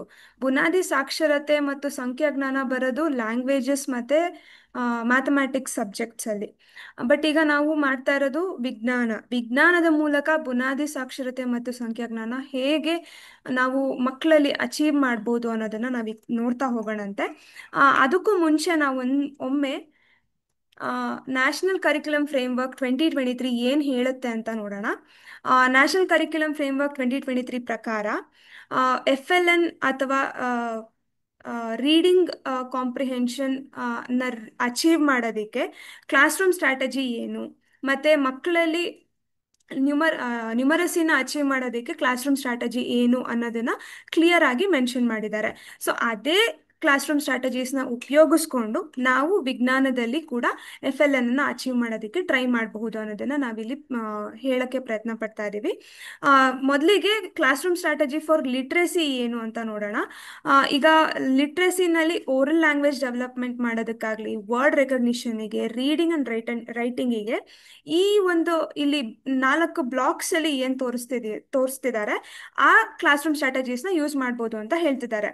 ಅಂದ್ರೆ ಓರಲ್ ಲ್ಯಾಂಗ್ವೇಜ್ ಡೆವಲಪ್ಮೆಂಟ್ಗೆ ಪಿಕ್ಚರ್ ಕಾನ್ವರ್ಸೇಷನ್ಸ್ ಇರ್ಬೋದು, ಎಕ್ಸ್ಪೀರಿಯನ್ಸ್ ಶೇರ್ ಮಾಡೋದಕ್ಕೆ ಅವಕಾಶ ಮಾಡ್ಕೊಡೋದಿರ್ಬೋದು, ಸ್ಟೋರಿ ಟೆಲ್ಲಿಂಗ್ ಇರ್ಬೋದು, ಅಥವಾ ಡ್ರಾಮಾ ಅಂಡ್ ರೋಲ್ ಪ್ಲೇ ಮಾಡೋದ್ರ ಮೂಲಕ ಓರಲ್ ಲ್ಯಾಂಗ್ವೇಜ್ ಡೆವಲಪ್ಮೆಂಟ್ ಅನ್ನ ಮಾಡ್ಬೋದು ಅಂತ. ಈಗಷ್ಟೇ ನೋಡಿರುವಂತಹ ವಾಟರ್ ಸೈಕಲ್ ಆಕ್ಟಿವಿಟಿನಲ್ಲಿ ನಾವು ಅವರಿಗೆ ರೋಲ್ ಪ್ಲೇ ಮಾಡೋದಕ್ಕೆ ಅವಕಾಶ ಮಾಡಿಕೊಡ್ತಾ ಇದ್ದೀವಿ. ಮತ್ತೆ ಅಲ್ಲಿರುವಂತಹ ವರ್ಡಿಂಗ್ಸ್ನ ಓದೋದಕ್ಕೆ ಹೆಲ್ಪ್ ಮಾಡ್ತಾ ಇದ್ದೀವಿ. ಸೊ ಈ ರೀತಿ ಮಾಡೋದ್ರಿಂದ ನಾವು ಓರಲ್ ಲ್ಯಾಂಗ್ವೇಜ್ ಡೆವಲಪ್ಮೆಂಟ್ ಅನ್ನ ಮಾಡಬಹುದು. ಅಂಡ್ ವರ್ಡ್ ರೆಕಗ್ನಿಷನ್ಗೆ ಏನು ಮಾಡ್ಬೋದು? ವರ್ಡ್ ರೆಕಗ್ನಿಷನ್ಗೆ ಅವ್ರು ಕೊಟ್ಟಿರುವಂತಹ strategies phonological awareness activities, letter recognition, sound and symbol association, skill focused writing and letter and word reading. ಇದನ್ನ ನಾವು ಯಾವ ರೀತಿ ವಿಜ್ಞಾನದ ಮೂಲಕ ಅಚೀವ್ ಮಾಡ್ಬೋದು ಅಂತ ನೋಡೋಣ. ರೀಡಿಂಗ್ ಅಂಡ್ ರೈಟಿಂಗಿಗೆ ನಾವು ಯಾವಾಗಲೂ ಮಾಡುವಂತಹದ್ದು read aloud, shared reading, guided reading, independent ರೀಡಿಂಗಿಗಾಗಿ. ರೈಟಿಂಗಿಗಾಗಿ modelled writing, shared writing, guided writing and independent writing. So ಇಷ್ಟನ್ನ ನಾವು ಲಿಟ್ರಸಿಗೆ ಇಟ್ಕೊಳ್ಳೋದಾದ್ರೆ ನ್ಯೂಮರಸಿನ 4 ಬ್ಲಾಕ್ಗಳಾಗಿ ವಿಂಗಡಿಸಿದ್ದಾರೆ. ಈ 4 ಬ್ಲಾಕ್ಗಳಲ್ಲಿ ಮೊದಲನೇ ಬ್ಲಾಕ್ ಅಲ್ಲಿ ಓರಲ್ ಮ್ಯಾಥ್ ಟಾಕ್ ಅಂತ ಇದೆ. ಅಂದ್ರೆ ಇಲ್ಲಿ ಮ್ಯಾಥ್ ಪೋಯಮ್ಸ್ ಇರ್ಬೋದು, ಓರಲ್ ಕ್ಯಾಲ್ಕುಲೇಷನ್ಸು, ಆಮೇಲೆ ಚಿಲ್ಡ್ರನ್ಸ್ ಎಕ್ಸ್ಪೀರಿಯನ್ಸ್ ಅನ್ನ ನಾವು ಪದೇ ಪದೇ ರೀಇನ್ಫೋರ್ಸ್ ಮಾಡೋದು, ಈ ರೀತಿಯಾದಂತಹ ಸ್ಟ್ರಾಟಜೀಸ್ನ ಯೂಸ್ ಮಾಡೋದಕ್ಕೆ ಸಜೆಸ್ಟ್ ಮಾಡಿದ್ದಾರೆ.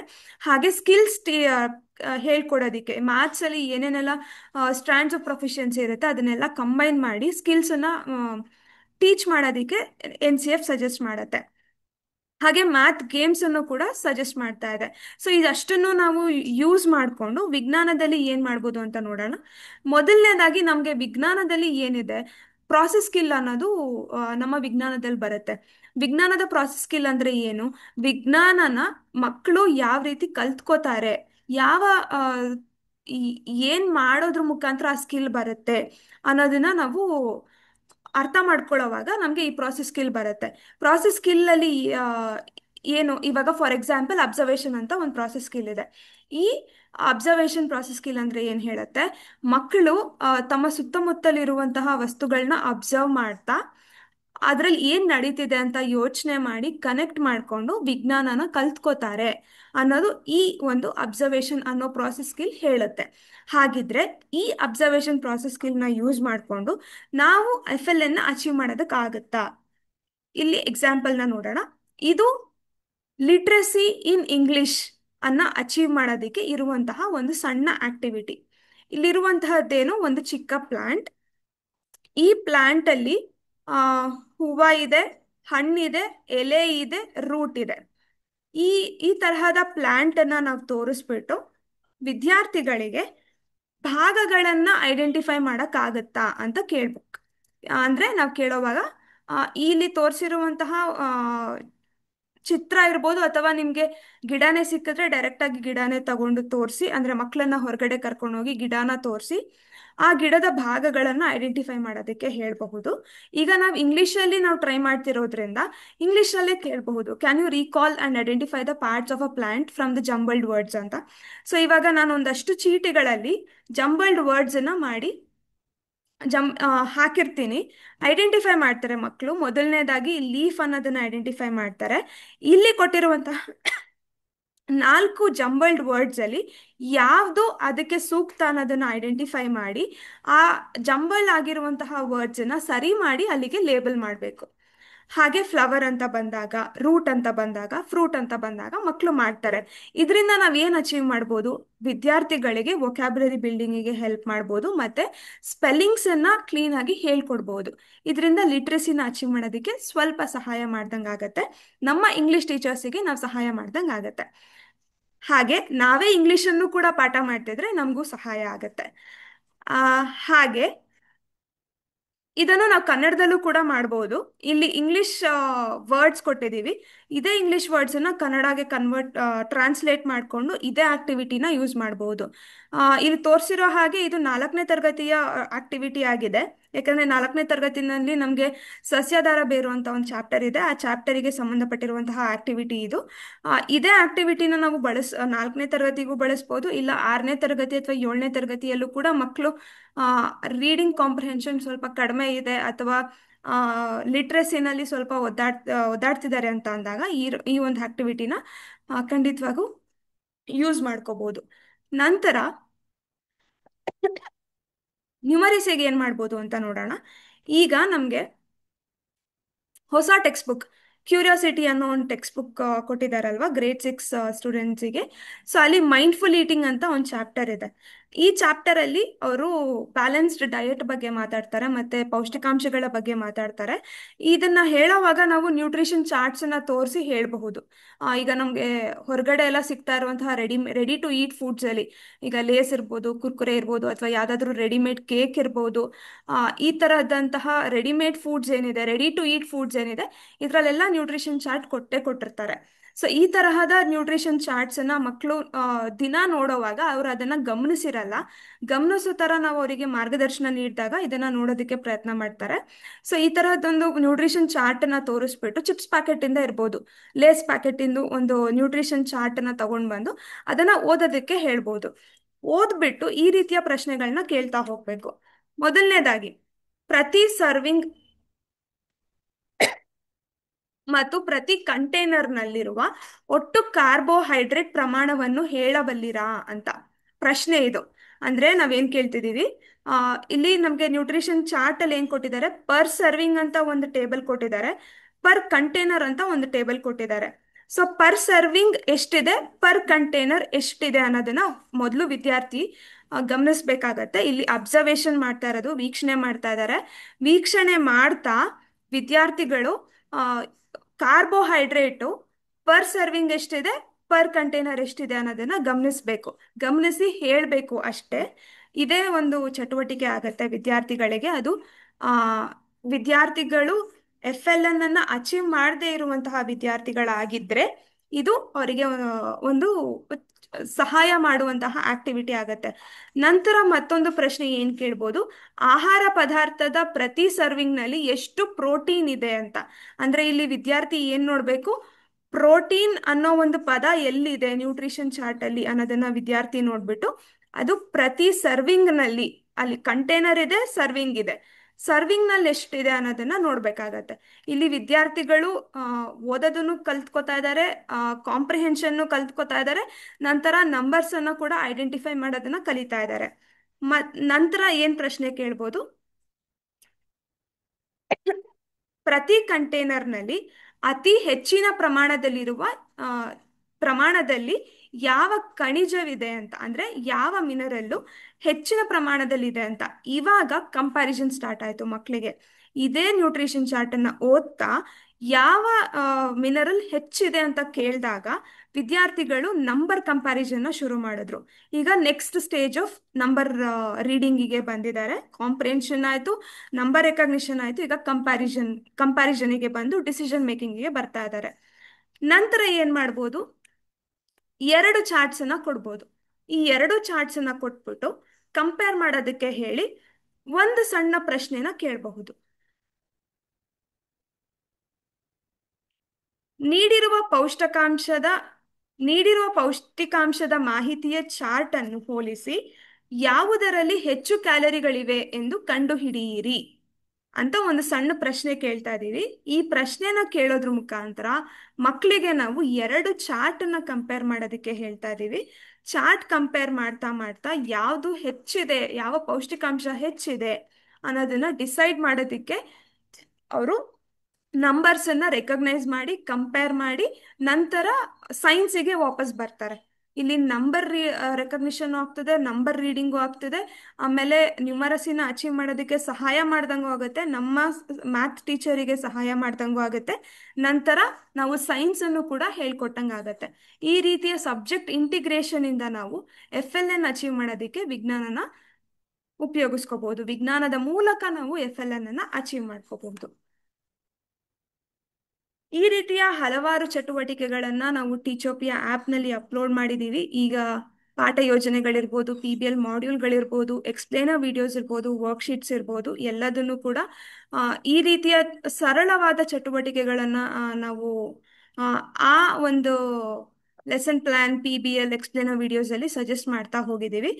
ಈ ಈ ರಿಸೋರ್ಸಸ್ ಎಲ್ಲ ನಿಮಗೆ ಸಹಾಯ ಆಗುತ್ತೆ ಅಂತ ತಿಳ್ಕೊತೀವಿ. ಸೊ ಇದಿಷ್ಟು ನಮ್ಮ ಸ್ಯಾಂಪಲ್ ಸೆಷನ್ ಪ್ಲಾನ್ ಆಗಿತ್ತು.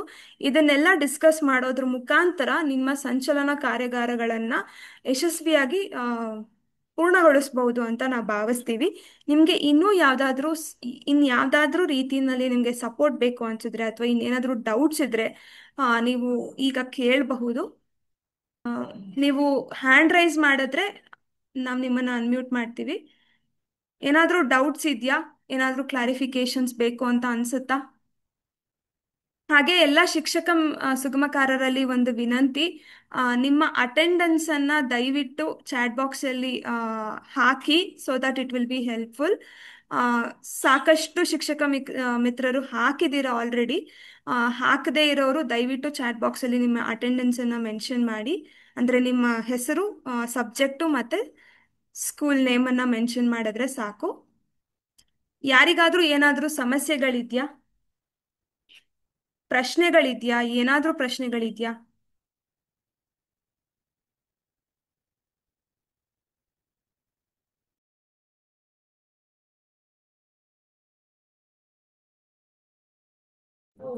ಹಾಗೆ ಶಿಕ್ಷಕರೇ, ನಿಮಗೆ ಸಂಚಲನ ಕಾರ್ಯಾಗಾರದಲ್ಲಿ ಇಡೀ ದಿನಾನ ಹೇಗೆ ಪ್ಲಾನ್ ಮಾಡಬೇಕು ಅನ್ನೋದು ಈಗ ಅರ್ಥ ಆಗಿದೆ ಅಂತ ಭಾವಿಸ್ತೀವಿ. ನಿಮಗೆ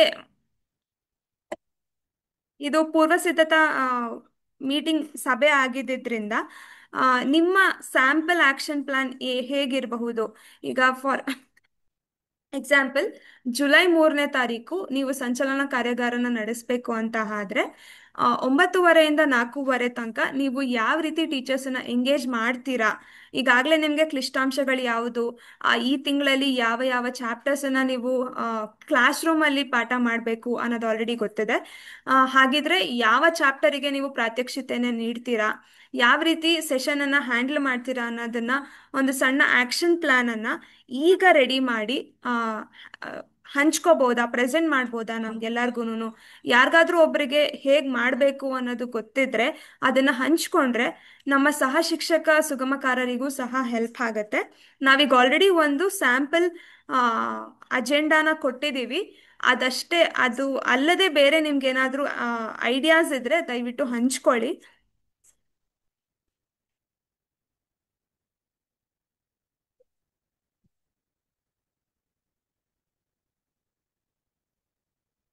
ಈಗ ವಾಟರ್ ಸೈಕಲಿಗೆ ನಾವ್ ತೋರಿಸಿದಂತ ಒಂದು ಆಕ್ಟಿವಿಟಿ ಅಲ್ಲದೆ ಬೇರೆ ಯಾವ್ದಾದ್ರು ಆಕ್ಟಿವಿಟಿ ನಿಮ್ಮ ಆ, ನಿಮಗೆ ತಿಳಿದಿದ್ಯಾ? ನಿಮ್ಮ ಶಿಕ್ಷಕರಿಗೆ ನೀವು ಹಂಚ್ಕೋತೀರಾ? ನಿಮ್ಮ ಶಿಕ್ಷಕ ಸುಗಮಕಾರರಿಗೆ ಹೇಳ್ತೀರಾ?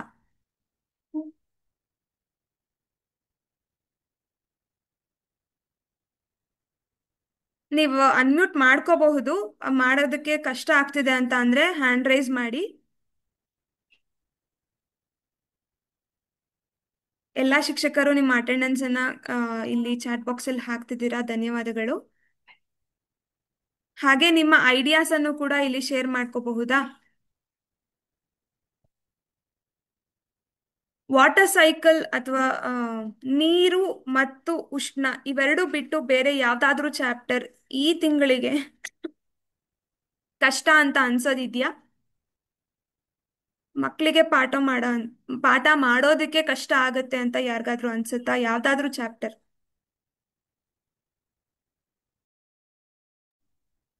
ಹಲೋ. ಗೌತಮಿ ಮ್ಯಾಮ್ ಹೇಳಿ ಮ್ಯಾಮ್. ಮ್ಯಾಮ್, ಇಷ್ಟೊತ್ತು ವಿಡಿಯೋ ನಾನು ಸ್ವಲ್ಪ ಕ್ಲಾಸಸ್ ಅಲ್ಲಿ ಇದ್ದೆ, ಮರ್ತೋಗ್ಬಿಟ್ಟೆ, ಇವಾಗ ಜಾಯ್ನ್ ಆದೆ. ಅದೇನ್ ವಿಡಿಯೋನಲ್ಲಿ ಹಾಕಿದಿರಲ್ಲ ಅದೊಂದು ಗ್ರೂಪ್ ಅಲ್ಲಿ ಶೇರ್ ಮಾಡ್ತೀರಾ? ಶೋರ್ ಮ್ಯಾಮ್, ವಿಡಿಯೋ ಲಿಂಕ್ ಕಳಿಸ್ಕೊಡ್ತೀವಿ ಮ್ಯಾಮ್. ಓಕೆ. ಏನಾದ್ರೂ ಡೌಟ್ಸ್ ಇದೆಯಾ ಮ್ಯಾಮ್? ಅಂದ್ರೆ ಅದೇ ಈಗ ಫಸ್ಟ್ ಸಂಚಲನಕ್ಕೆ ಹೋಗ್ತಾ ಏನ್ ಮಾಡ್ಬೇಕು ಅಂತ ಅದೇ ನಂಗೆ ಚೂರು ಇನ್ನೊಂದ್ಸರಿ ಹೇಳ್ಬೇಕಿತ್ತು. ಓಕೆ ಮ್ಯಾಮ್, ಸಂಚಲನಗೆ ಹೋಗೋಕ್ಕೂ ಮುಂಚೆ ನಿಮ್ಗೆ ಅಜೆಂಡ ಇಲ್ಲಿ ನಿಮ್ಗೆ ಒಂದು ಸ್ಲೈಡ್ ಅನ್ನ ಪ್ರೆಸೆಂಟ್ ಮಾಡ್ತಾ ಇದ್ದೀವಿ.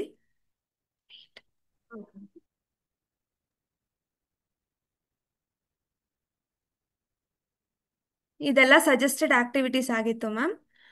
ಈಗ ನಿಮ್ಗೆ ಜುಲೈ ತಿಂಗಳಿಗೆ ಮ್ಯಾಮ್ ನಮಸ್ತೆ. ಆ, ಜುಲೈ ತಿಂಗಳಿಗೆ ಇಲ್ಲಿ ಒಂದು ಸ್ಯಾಂಪಲ್ ಅಜೆಂಡಾವನ್ನ ನಿಮ್ಮ ಮುಂದೆ ಪ್ರೆಸೆಂಟ್ ಮಾಡ್ತಾ ಇದೀವಿ. ಸೊ ಇಲ್ಲಿ ನಾವು ಪ್ಲಾನ್ ಮಾಡಿರೋದು ಬಂದು ಫಸ್ಟ್ ಒಂದು ವೆಲ್ಕಮ್ ಅಡ್ರೆಸ್ ಮತ್ತೆ ಕಾಂಟ್ಯಾಕ್ಟ್ ಸೆಟ್ಟಿಂಗ್, ಯಾಕೆ ಬಂದಿದ್ದೀವಿ ಏನು ಅಂತ. ಅದಾದ್ಮೇಲೆ ಕೆಲವೊಂದು ಎನರ್ಜೈಸರ್ ಅಥವಾ ವಾರ್ಮ್ ಅಪ್ ಆಕ್ಟಿವಿಟೀಸ್ನ ಮಾಡಿ ಇಲ್ಲಿ ನಾವು ಫಸ್ಟ್ ಒಂದು ಪ್ರೀ ಕ್ವಿಜ್ ಅಂತ ನಿಮಗೆ ಆಲ್ರೆಡಿ ಎಲ್ಲರಿಗೂ ತಿಳಿದಿರೋ ಹಾಗೆ ಪ್ರೀ ಕ್ವಿಜ್ ಅನ್ನ ನಾವು ಶೇರ್ ಮಾಡ್ತೀವಿ ಪ್ರತಿ ಸತಿ. ಸೊ ಪ್ರೀ ಕ್ವಿಜ್ ಅನ್ನ ಒಂದ್ಸತಿ ಎಲ್ಲ ಶಿಕ್ಷಕರ ಕೈಲಿ ಮಾಡಿಸಿ ಆ ಪ್ರೀ ಕ್ವಿಜ್ ಮೂಲಕ ಯಾವ್ದಾದ್ರೂ ಕ್ಲಿಷ್ಟಾಂಶಗಳನ್ನ ನಾವು ಐಡೆಂಟಿಫೈ ಮಾಡಬಹುದಾ, ಅಥವಾ ಅಲ್ಲಿರುವಂತಹ ಪ್ರಶ್ನೆಗಳನ್ನ ನಾವು ಮಕ್ಕಳಿಗೆ ಕೇಳಿ ಹೇಗೆ ಕಾನ್ಸೆಪ್ಟ್ ಅನ್ನ ನಾವು ಅವರಿಗೆ ಇನ್ನೂ ಚೆನ್ನಾಗಿ ಅರ್ಥ ಮಾಡಿಸ್ಬೋದು ಅನ್ನುವಂಥ ಒಂದು ಡಿಸ್ಕಷನ್ ಕೂಡ ಮಾಡ್ಬೋದು. ಇದಾದ್ಮೇಲೆ ಅಲ್ಲಿರೋ ನಮ್ಮ ಹ್ಯಾಂಡ್ ಬುಕ್ ಅಲ್ಲಿ ಅಥವಾ ಇಲ್ಲಿರುವಂತಹ ಆಕ್ಟಿವಿಟೀಸ್ನ ನಾವು ಮಾಡಿ ಮತ್ತೆ TLMs ಮಾಡೋಕ್ಕೆ ಅವಕಾಶ ಕೊಟ್ಟು ಎಫ್ ಎಲ್ ಅನ್ನು ಕೂಡ ಅದರಲ್ಲಿ ಹೇಗೆ ನಾವು ಇನ್ಕ್ಲೂಡ್ ಮಾಡ್ಬೋದು ಅಂತ ನಾವು ನೋಡ್ಬೋದು. ಇದಕ್ಕೆ ಸ್ವಲ್ಪ ಟೈಮ್ ಇರುತ್ತೆ, ಮತ್ತೆ ನಿಮಗೆ ಬ್ರೇಕ್ ಕೂಡ 1 hour ಟೈಮ್ ಇರುತ್ತೆ. ಇದಾದ್ಮೇಲೂ ಕೂಡ ನಿಮಗೆ ಟೈಮ್ ಇತ್ತು ಅಂತ ಹೇಳಿದ್ರೆ ಆ ತಿಂಗಳದಲ್ಲಿ ಏನು ಒಂದು ಪ್ಲಾನ್ ಇದೆ ಅಥವಾ ಒಂದು ಸಿಲೆಬಸ್ ಕವರ್ ಮಾಡಬೇಕು, ಅದಕ್ಕೆ ಸಂಬಂಧಪಟ್ಟಂತೆ ಏನಾದ್ರು ಚಾಲೆಂಜಸ್ ಇದೆಯಾ, ಯಾರಾದರೂ ಏನಾದರೂ ಫೇಸ್ ಮಾಡ್ತಿದ್ದೀರಾ ಅಂತ ಅದನ್ನು ಕೂಡ ನಾವು ಡಿಸ್ಕಸ್ ಮಾಡ್ಬೋದು.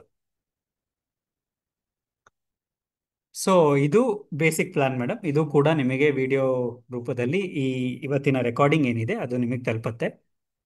ಮತ್ತೆ ಇಲ್ಲಿ ಸುಷ್ಮಾ ಮೇಡಮ್ ಅವರು what about class 6 first science chapter ಅಂತ ಕೇಳ್ತಿದ್ದಾರೆ. ಮ್ಯಾಮ್, ಇದು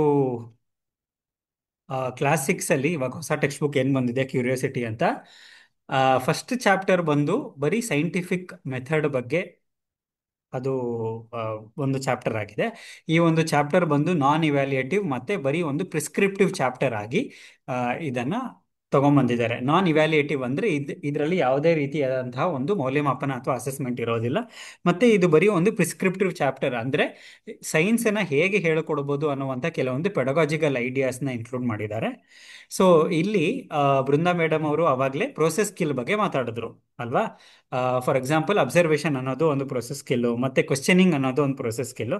ಇದನ್ನ ಕ್ಲಾಸ್ ರೂಮ್ ಅಲ್ಲಿ ನಾವು ಹೇಗೆ ತಗೊಂಡ್ಬರ್ಬೋದು ಅನ್ನೋದನ್ನ ಈ ಒಂದು ಫಸ್ಟ್ ಚಾಪ್ಟರು ಒಂದು ಬ್ರೀಫ್ ಆಗಿ ನಮಗೆ ಹೇಳ್ಕೊಡುತ್ತೆ.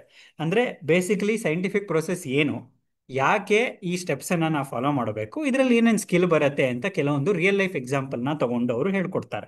ಅದನ್ನ ಡೈರೆಕ್ಟ್ ಆಗಿ ನಾವು ಒಂದು ಡಿಸ್ಕಷನ್ ಮೂಲಕ ಆ ಒಂದು ಚಾಪ್ಟರ್ ನ ಓದ್ಕೊಂಡು ನಾವು ಕ್ಲಾಸ್ ರೂಮ್ ಅಲ್ಲಿ ಟ್ರಾನ್ಸಾಕ್ಟ್ ಮಾಡಬಹುದು. ಮತ್ತೆ ಅಲ್ಲಿ ಇರುವಂತಹ ಕೆಲವೊಂದು ಮೆಥಡ್ಸ್ ನ ಅಥವಾ ಟೆಕ್ನಿಕ್ಸ್ ಅನ್ನ ನಾವು ಬೇರೆ ಚಾಪ್ಟರ್ಸ್ಗೂ ಕೂಡ ನಾವು ಅಪ್ಲೈ ಮಾಡಬಹುದು. ಅದಕ್ಕೆ ಆ ರೀತಿಯಾಗಿ ಆ ಒಂದು ಫಸ್ಟ್ ಚಾಪ್ಟರ್ ನ ಕೊಟ್ಟಿದ್ದಾರೆ. ರುಕ್ಮಿಣಿ ಮೇಡಮ್ ಅವರು ಹ್ಯಾಂಡ್ ಬುಕ್ ಯಾವಾಗ ಕೊಡ್ತೀರಾ ಅಂತ ಕ್ವಶನ್ ಕೇಳಿದ್ದಾರೆ. ಮ್ಯಾಮ್, ಅದು ಪ್ರಿಂಟಿಂಗ್ ಆಗಿದೆ.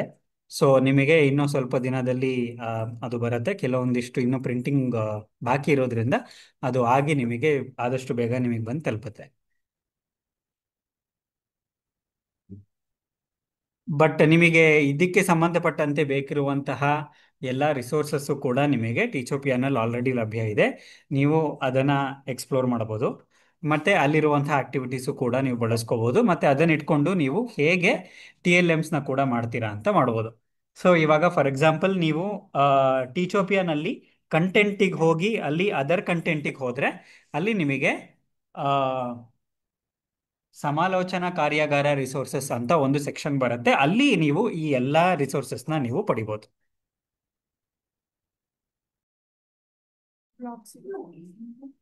ಗೌತಮಿ ಮ್ಯಾಮ್, ನೀವು TLM ಡ್ರಾಯಿಂಗ್ ಶೀಟ್ಸ್ ಬಗ್ಗೆ ಕೇಳಿದ್ದೀರಾ. ನಮ್ಮ ಲೇಟೆಸ್ಟ್ ಇನ್ಫಾರ್ಮೇಶನ್ ಪ್ರಕಾರ ಅದು ಡಿಸ್ಪ್ಯಾಚ್ ಆಗಿದೆ. ಸೊ ನಿಮಗೆ ಇನ್ನೊಂದು 1-2 ದಿನದಲ್ಲಿ ನಿಮಗೆ ಎಲ್ಲರಿಗೂ ಆ ಒಂದು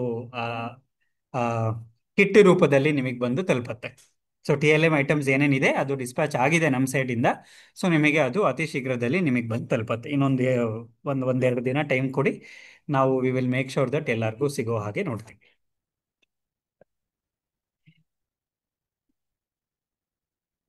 ಈ ಒಂದು ಇಂಟರಾಕ್ಷನ್ ಸೆಷನ್ನ ನಾವು ಯಾಕೆ ಇಟ್ಕೊಂಡಿದೀವಿ ಅಂತ ಹೇಳಿದ್ರೆ, ಒಂದು ರೂಮಲ್ಲಿ ಅಥವಾ ಒಂದೇ ಟೈಮಲ್ಲಿ ನಾವು ಸುಮಾರು ಒಂದು 90 ಟೀಚರ್ ಮೆಂಟರ್ಸ್ ನಾವಿಲ್ಲಿ ಒಗ್ಗೂಡಿದ್ದೀವಿ. ಆ್ಯಂಡ್ ನಮ್ಮ ಐಡಿಯಾಸ್ ಆಗಿರಲಿ ಅಥವಾ ನಾವು ಫೇಸ್ ಮಾಡ್ತಿರುವಂತಹ ಚಾಲೆಂಜಸ್ ಆಗಿರಲಿ ಇದೆಲ್ಲ ಕೂಡ ಡಿಸ್ಕಸ್ ಮಾಡೋಕ್ಕೆ ಒಂದು ಒಳ್ಳೆ ಪ್ಲಾಟ್ಫಾರ್ಮ್ ಅಂತ ನಾವು ಅನ್ಕೋತೀವಿ.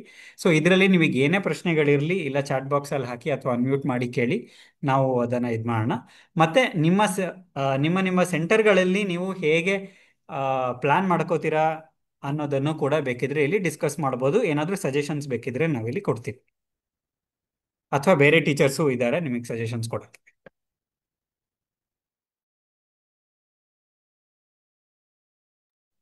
ಯಾರಾದರೂ ಏನಾದರೂ ಶೇರ್ ಮಾಡ್ಕೊಳ್ಳೋಕ್ಕೆ ಇಷ್ಟಪಡ್ತೀರಾ?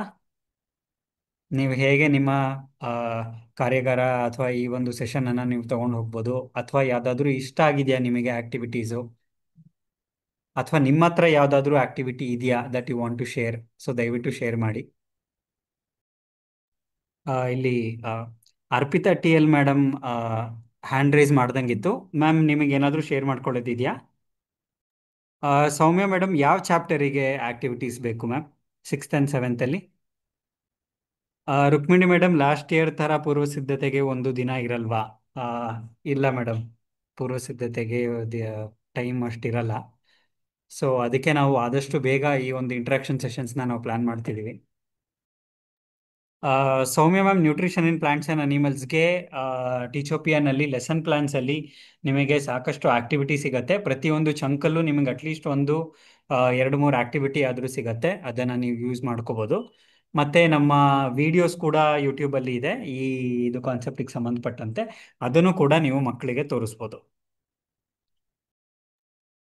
ಮತ್ತೆ ನ್ಯೂಟ್ರಿಷನ್ ಇನ್ ಅನಿಮಲ್ಸ್ಗೆ ಸಂಬಂಧಪಟ್ಟಂತೆ ಕೆಲವೊಂದು ಫ್ಲ್ಯಾಶ್ ಕಾರ್ಡ್ಸ್ ನಿಮಗೆ ಈಸಿಯಾಗಿ ಪ್ರಿಂಟ್ ತಗೊಳ್ಳುವಂಥ ಫಾರ್ಮ್ಯಾಟಲ್ಲಿ ಇದೆ. ಮತ್ತೆ ಕೆಲವೊಂದು ಆಕ್ಟಿವಿಟೀಸು ಕೂಡ ನಮ್ಮ ಲೆಸನ್ ಪ್ಲಾನ್ಗಳಲ್ಲಿ ಇದೆ. ಅದನ್ನು ನೀವು ಡೈರೆಕ್ಟಾಗಿ ಕ್ಲಾಸ್ ರೂಮಲ್ಲಿ ಯೂಸ್ ಮಾಡ್ಕೋಬೋದು. Share activities related to experiment and T L M preparation. ಖಂಡಿತ ಸರ್, ಹ್ಯಾಂಡ್ ಬುಕ್ಕಲ್ಲಿ ನಿಮಗೆ ಲಭ್ಯವಿರುವಂತಹ ಎಲ್ಲ ಆಕ್ಟಿವಿಟೀಸ್ ನಿಮಗೆ ಬರುತ್ತೆ. ಅದ್ರ QR ಕೋಡ್ ಇರುತ್ತೆ. ಇದ್ರ ಜೊತೆಗೆ ಪ್ರತಿಯೊಂದು ತರಗತಿಗೆ ಸಂಬಂಧಪಟ್ಟಂತೆ ಆ ತಿಂಗಳಲ್ಲಿ ನಾವು ಕೆಲವೊಂದಿಷ್ಟು ಆಕ್ಟಿವಿಟೀಸ್ನ ಅಲ್ಲಿ ವಿತ್ ಇದು ಇನ್ಸ್ಟ್ರಕ್ಷನ್ಸ್ ಮತ್ತು ಏನೇನು ಇಮೇಜಸ್ ಬೇಕೋ ಅದೆಲ್ಲನೂ ಕೂಡ ನಾವು ಆ್ಯಡ್ ಮಾಡಿ ನಾವು ಇನ್ಕ್ಲೂಡ್ ಮಾಡಿದ್ದೀವಿ. ಅದನ್ನು ಕೂಡ ನೀವು ಡೈರೆಕ್ಟಾಗಿ ರೆಫರ್ ಮಾಡ್ಕೋಬೋದು. ಸಾಫ್ಟ್ ಕಾಪಿ ಶೇರ್ ಮಾಡ್ತೀವಿ. ಅರ್ಪಿತಾ ಮ್ಯಾಮ್, ಮಾಡ್ಯೂಲ್ ಅಂದರೆ ಯಾವುದು ಅಂತ ಅರ್ಥ ಆಗಿಲ್ಲ, ಸಾರಿ, ಒಂಚೂರು ಕ್ಲಾರಿಫೈ ಮಾಡ್ತೀರಾ? ಸರ್, ಹೋದ್ಸಲ ರೆಫರೆನ್ಸ್ ಬುಕ್ ಕೊಟ್ಟಿದ್ರಲ್ವಾ, ಈ ತಿಂಗಳಲ್ಲಿ ಈ ಆಕ್ಟಿವಿಟೀಸ್ ಇರ್ಬೇಕು, ಈ ಲೆಸನ್ಸ್ ಕಂಪ್ಲೀಟ್ ಆಗ್ಬೇಕು ಅಂತೇಳಿ, ಆ ಮಾಡ್ಯೂಲ್.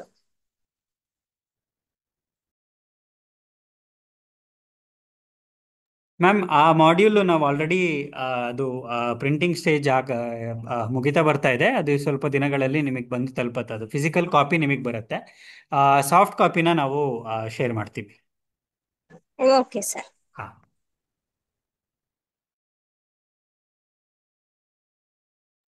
ಸೊ ಇಲ್ಲಿ ಕೆಲವೊಂದಷ್ಟು ರಿಸೋರ್ಸಸ್ನ ನಾವು ಇಲ್ಲಿ ಶೇರ್ ಮಾಡಿದ್ದೀವಿ, ಲಿಂಕು. ಇದನ್ನು ನಾವು ವಾಟ್ಸಪ್ ಗ್ರೂಪಲ್ಲೂ ಕೂಡ ಶೇರ್ ಮಾಡ್ತೀವಿ. ಸೊ ಇಲ್ಲಿ ಶೇರ್ ಮಾಡಿರುವ ಲಿಂಕು ನೀವು ಕೇಳಿರುವಂತಹ ಸಾಫ್ಟ್ ಕಾಪಿ ಹ್ಯಾಂಡ್ ಬುಕ್ ಅಥವಾ ಮಾಡ್ಯೂಲಿನ link. Latha madam hand raise ಮಾಡಿದ್ದಾರೆ. ಮ್ಯಾಮ್ ಹೇಳಿ. ಸರ್ ನಮಸ್ತೆ ಸರ್. ನಮಸ್ತೆ ಮೇಡಮ್, ನಮಸ್ತೆ. ಸರ್, ನಾನಿದು ಫಸ್ಟ್ ಟೈಮ್ ಈಗ RP ಆಗಿ ತಗೊಂಡಿದ್ದಾರೆ ನನ್ನನ್ನ. ನಾನು ಫಸ್ಟ್ ಮುಂಚೆನೂ ಯಾವಾಗೂ ಮೀಟಿಂಗ್ಸ್ ಎಲ್ಲ ಏನು ಅಟೆಂಡ್ ಮಾಡಿಲ್ಲ. ಓಕೆ. ಈಗ ಬೇರೆ ನೀವು ಡೈರೆಕ್ಟ್ ಈ ತರ ಇದು ಮಾಡಿ ನೆಕ್ಸ್ಟ್ ಗುರುವಾರನೇ ಕಳಿಸ್ತಾ ಇದ್ದೀರಾ?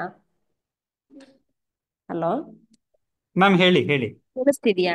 ಸರ್ ಸರ್, ಈಗ ನೀವು ಪ್ರಾಣಿಗಳಲ್ಲಿ ಪೋಷಣೆಗೆ ಎಷ್ಟೊಂದು ಕೇಳಿದ್ದಕ್ಕೆ ಯಾರೋ ಮೇಡಮ್ ಡೌಟ್ ಏನ್ ಹೇಳಿದ್ರಿ ಅಂದ್ರೆ, ಟೀಚೋಪಿಯಾದಲ್ಲಿ ಇದೆ ನೋಡಿ, ಲೆಸನ್ ಪ್ಲಾನ್ ಅಲ್ಲಿ ತುಂಬಾ ರಿಸೋರ್ಸಸ್ ಇದಾವೆ, ಆಕ್ಟಿವಿಟೀಸ್ ಇದಾವೆ, ಮಕ್ಕಳಿಗೆ ವಿಡಿಯೋಸ್ಗಳನ್ನ ತೋರಿಸಿ ಅಂತ ಹೇಳಿದ್ರಿ.